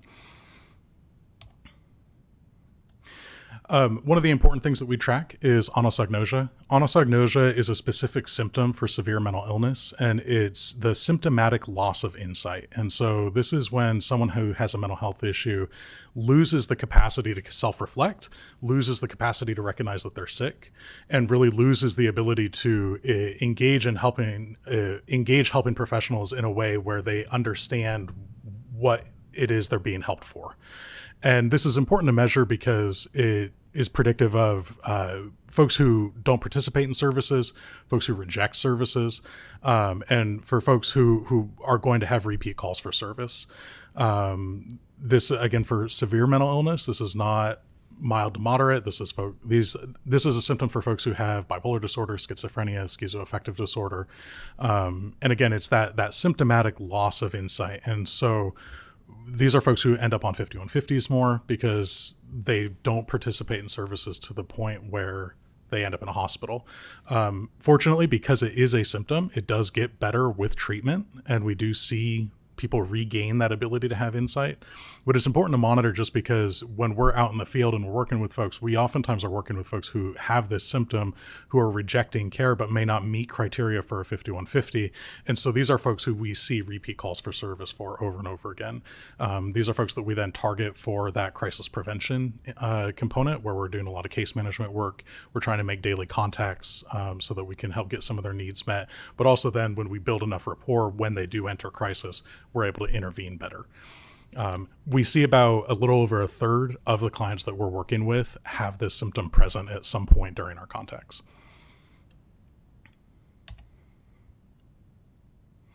Another statistic that we track is the rate of folks who we work with who are also homeless. We find about 2/3 of individuals who we work with have a homeless status or a non-permanent residence. Either, maybe they're in a hotel in and out of a motel, or, they're staying at a shelter. So they're finding shelter, but they still do not have a permanent situation established. I don't see this lowering until we have other interventions nationally that help with housing, right? The city's been very proactive in, especially through Uplift, our sister program, in working towards getting more housing available for the city and our community. And there has been progress made.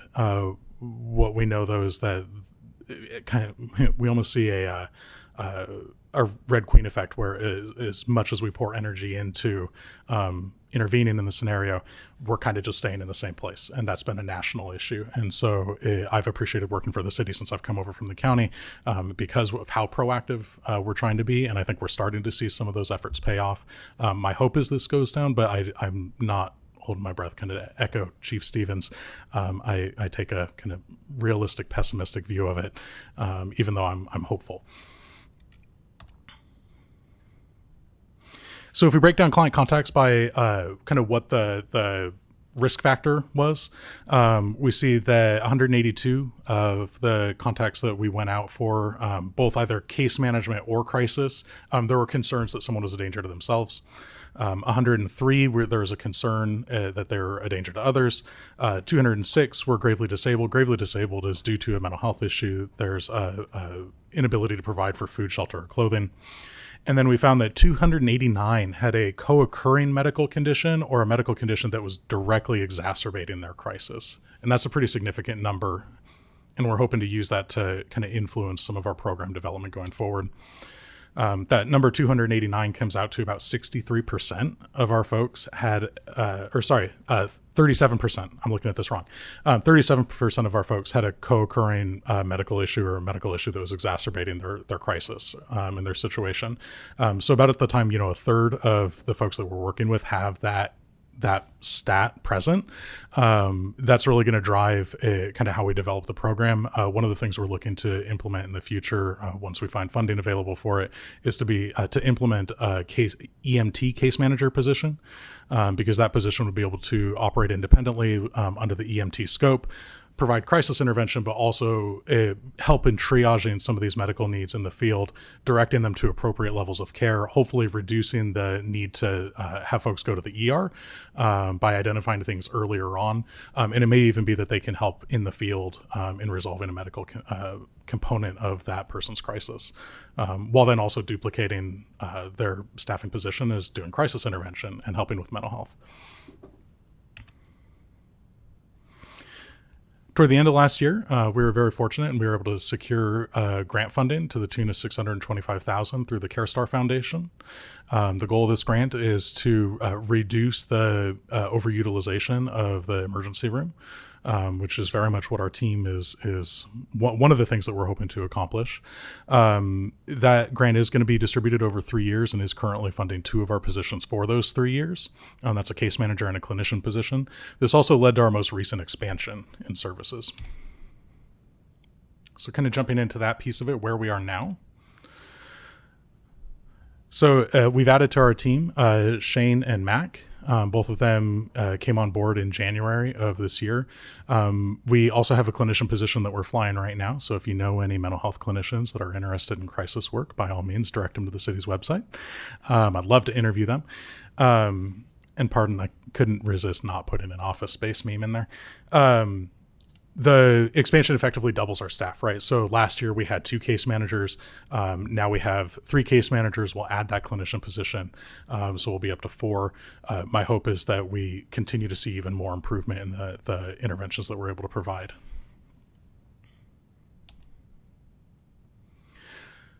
So this really helps us kind of provide a more robust capacity for our current staffing. Currently, we're staffed Monday through Thursday from 7:30 to 8, and then Friday is 7:30 to 6. This is because one of our staff members is on a 410 schedule. That's what we'd like to move to eventually when we have full staff for 7-day-a-week coverage, doing 410s with that day of overlap. We're not there yet. We would need another clinician and 1 more case manager to attain that, but we're getting there. We did get to move into our new office. No, it's not that building. As much as fun as that would be, we are down at, I believe it's 7 Commercial. Did we figure out the address? 7 Commercial or Foota Commercial, over by Vista Del Mar. And that building has been renovated. CSET just moved in last week. We moved in at the end of January. And so it's nice to be in the same house because that means we can do a lot more collaborative work with CSET. And the building really kind of fits our expansion needs as well as just kind of being better located for the work that we're doing, right? We're 2 blocks away from Free Meal. We're 2 blocks away from the mission.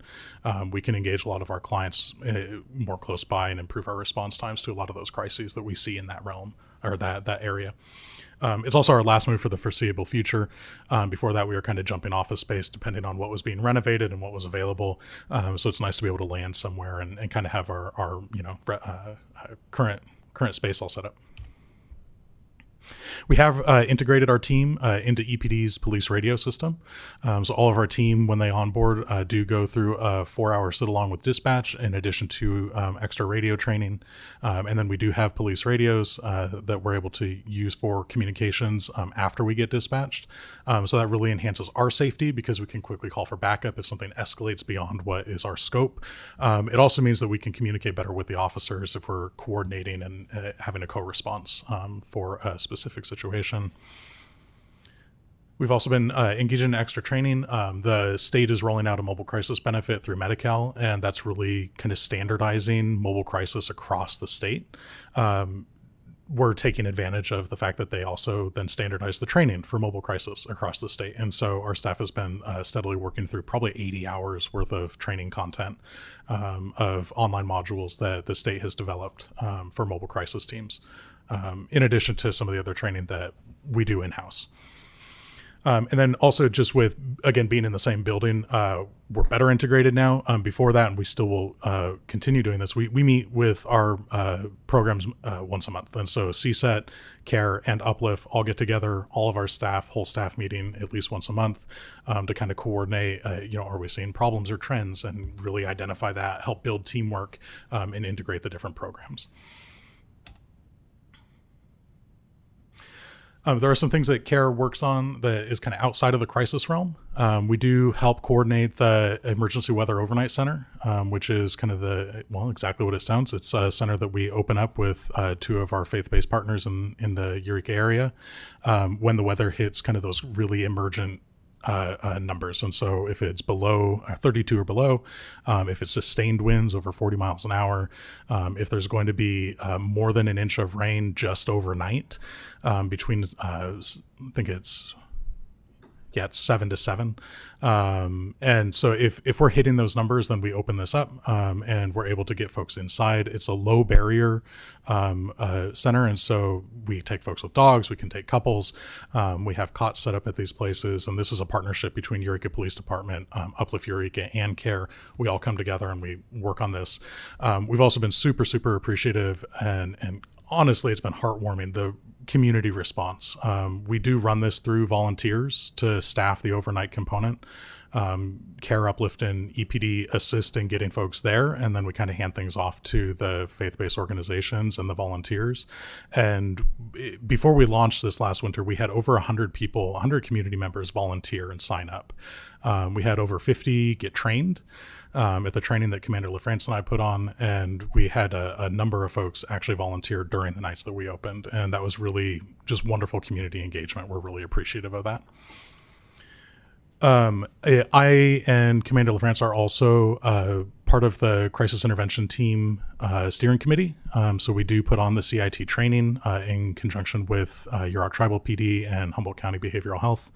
And so we collaborate with Kelly Johnson, who's now was with the county, is now with Yurok Tribal PD, in coordinating and putting on the Humboldt CIT training, which is a 40-hour training on crisis intervention, covering a lot of the mental health needs and kind of de-escalation techniques that officers need in addition to the academy. We find that to be really helpful. Officers, I mean, it's a national standard as far as its evidence-based practice. And Eureka Police Department has put in a tremendous amount of effort in getting almost all of their officers trained. We are Eureka easily had the highest number of people at the training this January. I think we had 15. I think there were 10 from EPD, and I think we had 2 or 3 from CARE, and so we also helped put it on. And so CARE and Uplift were driving folks around during the site visit component, and we're kind of helping coordinate the event. And so we've really tried to take that on. It's something that we find very important and that we want to prioritize. So where we're going next. Part of what we want to do is we want to implement that alternative component. We've been doing that a little bit, but it's kind of been like pre-pilot stage. When a situation arises and we can try it out, great.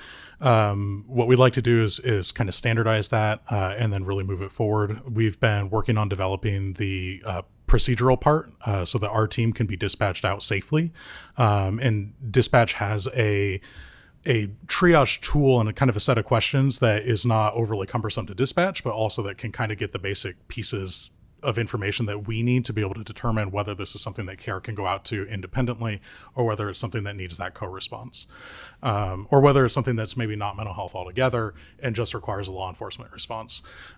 We've been kind of working on that, and then also working on how to have our team stay in communication as we move through, not just through the radio, but also through getting call data. We've been hitting some roadblocks and kind of figuring out like what DOJ information can and can't be shared. Just like we're also hitting roadblocks on what HIPAA information can we share, back and forth, and when we can do that, right? And so these bodies of law were not written with the idea that we'd have integrated teams this closely. And so we've been wanting to really make sure that we're looking at that and analyzing it closely before we just start making decisions around how we're going to operate. We want to make sure that we do it correctly, and we want to make sure that it's professional, and we definitely don't want to be the product of case law.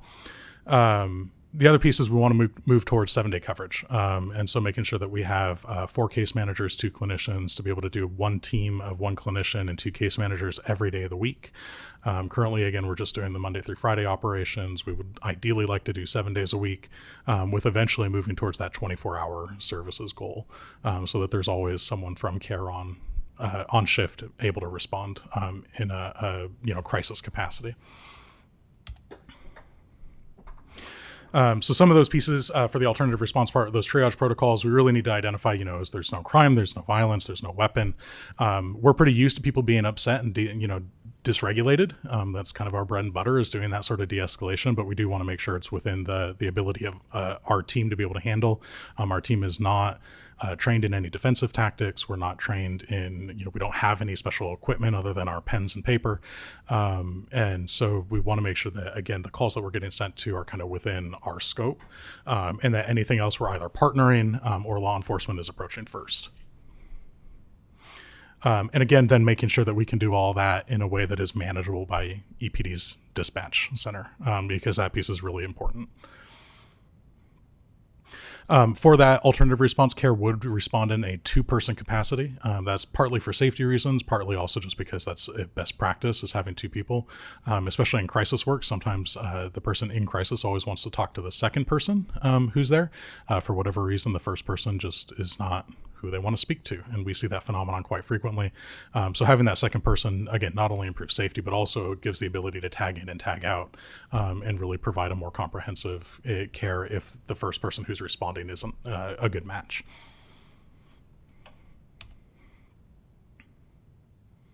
So 7-day coverage breakdown, again, there would be that 1 clinician, the 2 case managers per day, working those 4 10s. This is ideal because then on Wednesdays we can continue to do staff training. Crisis de-escalation is very much a perishable skill and requires frequent practice. While folks would definitely be getting this and doing their day-to-day responses for their work, it's also important to kind of step back and, debrief and break things down and continue to train. And so having that day of overlap is just really critical for this kind of work.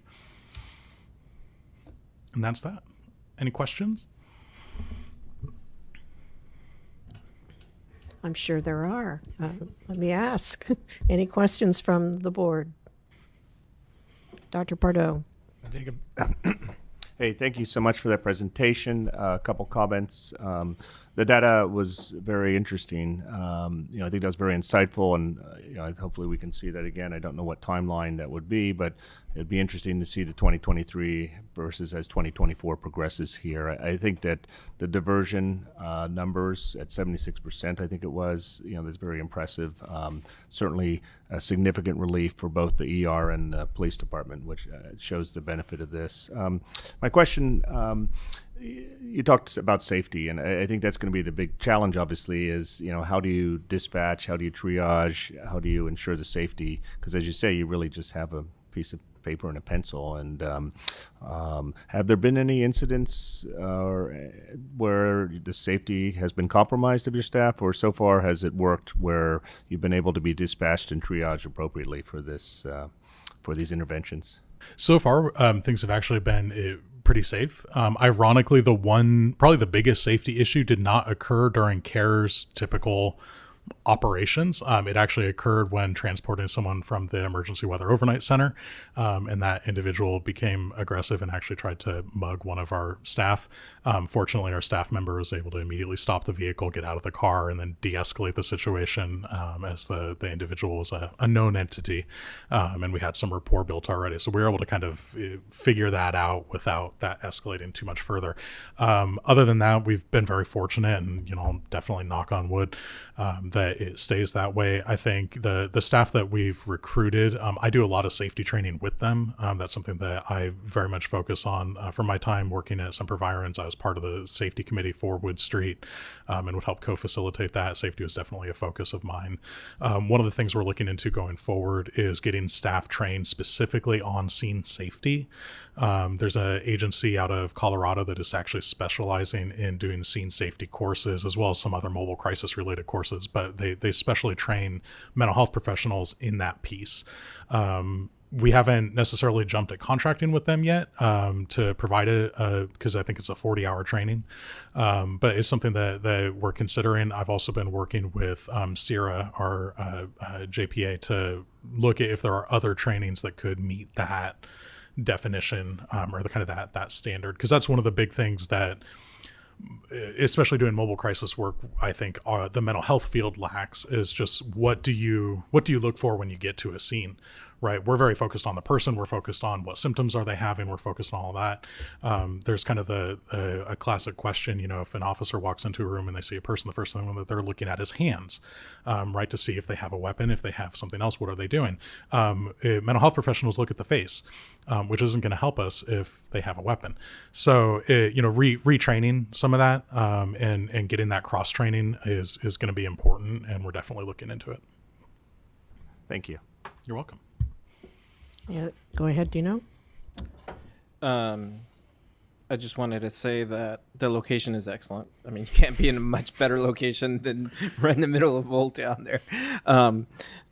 My question is regarding long-term funding. You had mentioned that we received a 3-year grant to help fund this program. And so my question is, what are we looking at for more of a long-term funding for this program?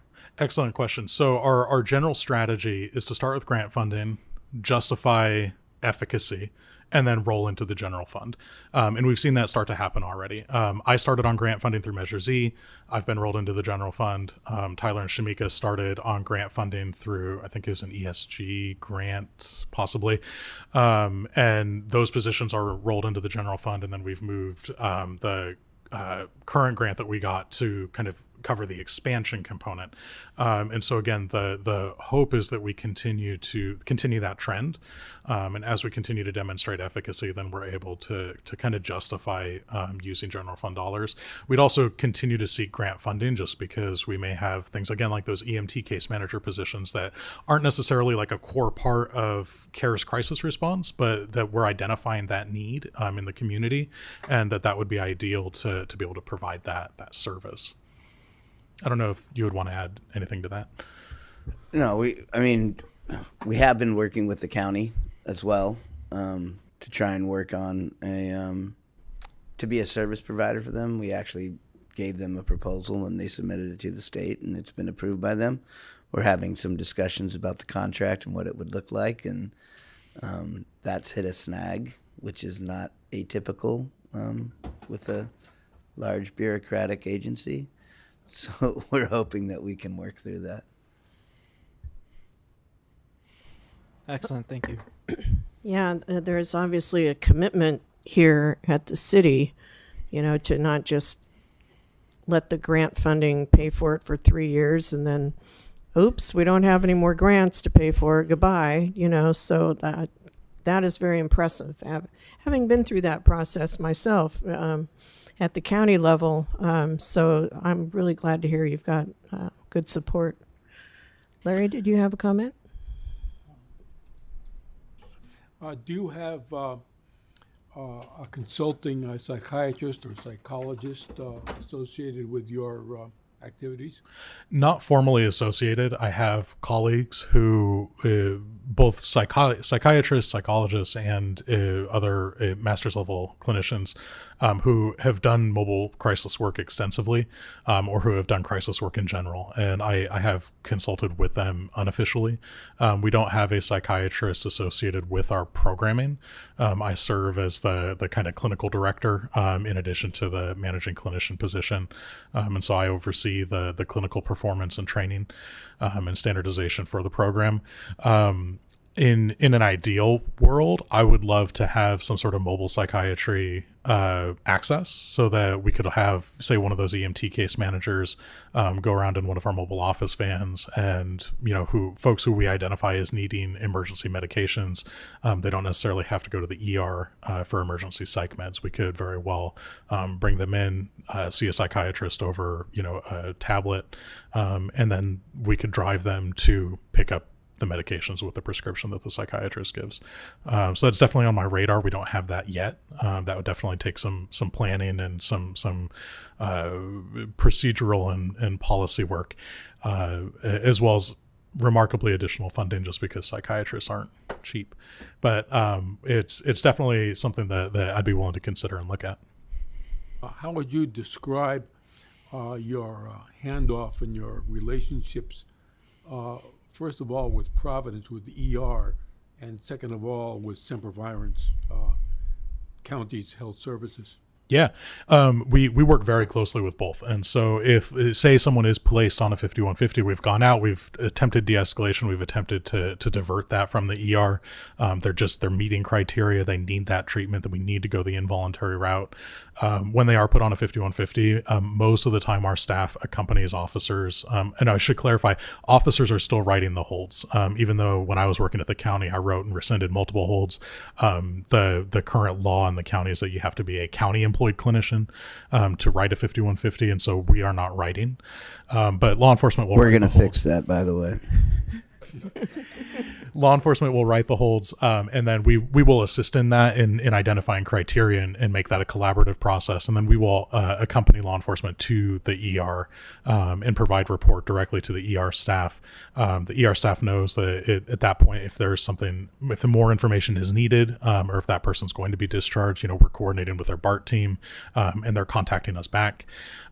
We also then do that warm handoff to the mobile response team that's doing those 5150 evaluations all the time, so that they know that we're a resource and we're providing them that report.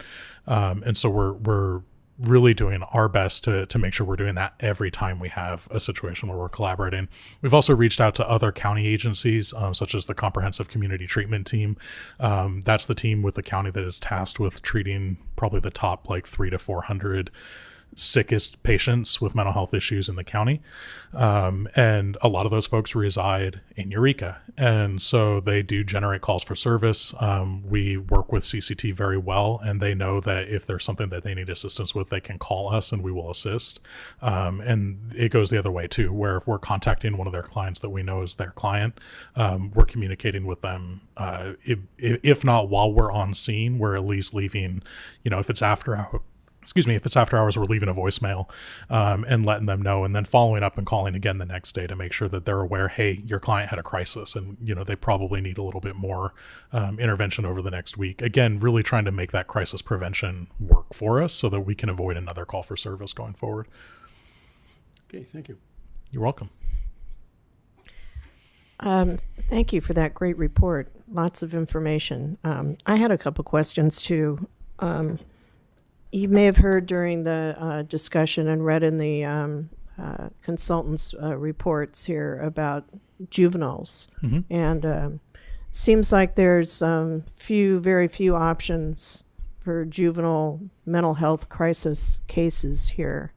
Can you comment on that and see if there's any solutions on the horizon? So have hope. There is hope because there's some programming that's going to be coming down the pipe soon that will help with that. First, I'll start with it. CARE does see juveniles, so we do respond out to juveniles, and we will spend extra time working with the families of juveniles, just because, again, there is such a limited amount of high intensity care in the county. And so we do respond out. We then work closely with children's behavioral health and the children's mobile response team if that juvenile ends up on a 5150. And we we'll work to kind of streamline that process as much as possible. We also do a lot of case management and follow up to help get folks connected to services, really making sure that families know what services are available, and then helping make those connections to those services in the follow up pieces. What I would say is, one of the biggest things that we lack is a children's psychiatric hospital.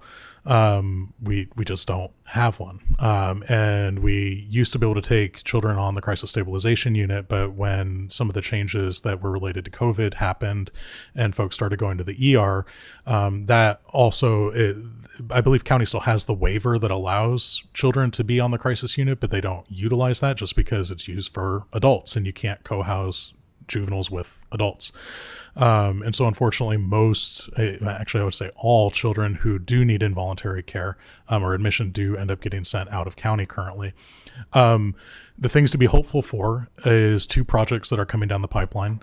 The first is Sorrel Leaf, which is currently operating with their mobile crisis team specifically for children. The second piece is they are in the process, and I believe it's slated for possibly later this year, maybe beginning of 2025, to open, I believe it's a 10-bed crisis residential unit specifically for children. That's going to be a building that's out off the Indianola Cutoff. It's a gorgeous facility and campus. They're doing a ton of renovations, and Sorrel Leaf is really moving forward quickly on that. And this is going to be a big deal because we're going to be able to meet a level of care that we don't have. And that's the level of care where they don't quite need to be on a 5150. But if there isn't something that's higher intensity below that, then they're going to get sent to a hospital. And so that actually is quite a large population of the juveniles put on holds, especially from my experience working for the mobile response team with the county when I was with them. And so this will really give teams an extra option to be able to see someone in the ER and say, hey, actually this person can be served at a lower level of care. And we now have one. And so let's get them into this crisis residential unit, and provide more intensive services, that are still provided by like a whole team of professionals in a specialized facility for that, but it's not an out-of-county hospital and it's not directly back to the family. And so that'll really meet a unique need. The other piece is the triage center that the county received the Behavioral Health Continuum Improvement Grant for last year. Part of those plans includes a 12-bed crisis stabilization unit. 6 of those beds are supposed to be for juveniles. And so there will at least be a non-ER designated facility for juveniles at that point. I'm not familiar with how all of that will work out and how those 6 beds get used, but that is meant to be a component of that crisis unit that's going to be put into the larger triage center. And that project's supposed to be completed by 2027. Well, that is good news for a change. It doesn't help now, but it's coming, which is good because that's sometimes progress is very slow in rural areas, and we at least have some. So, right. Well, you're doing good work out there. We thank you very much, and we appreciate the report. Any other comments or questions from the board? Okay. Well, thank you again. Thank you.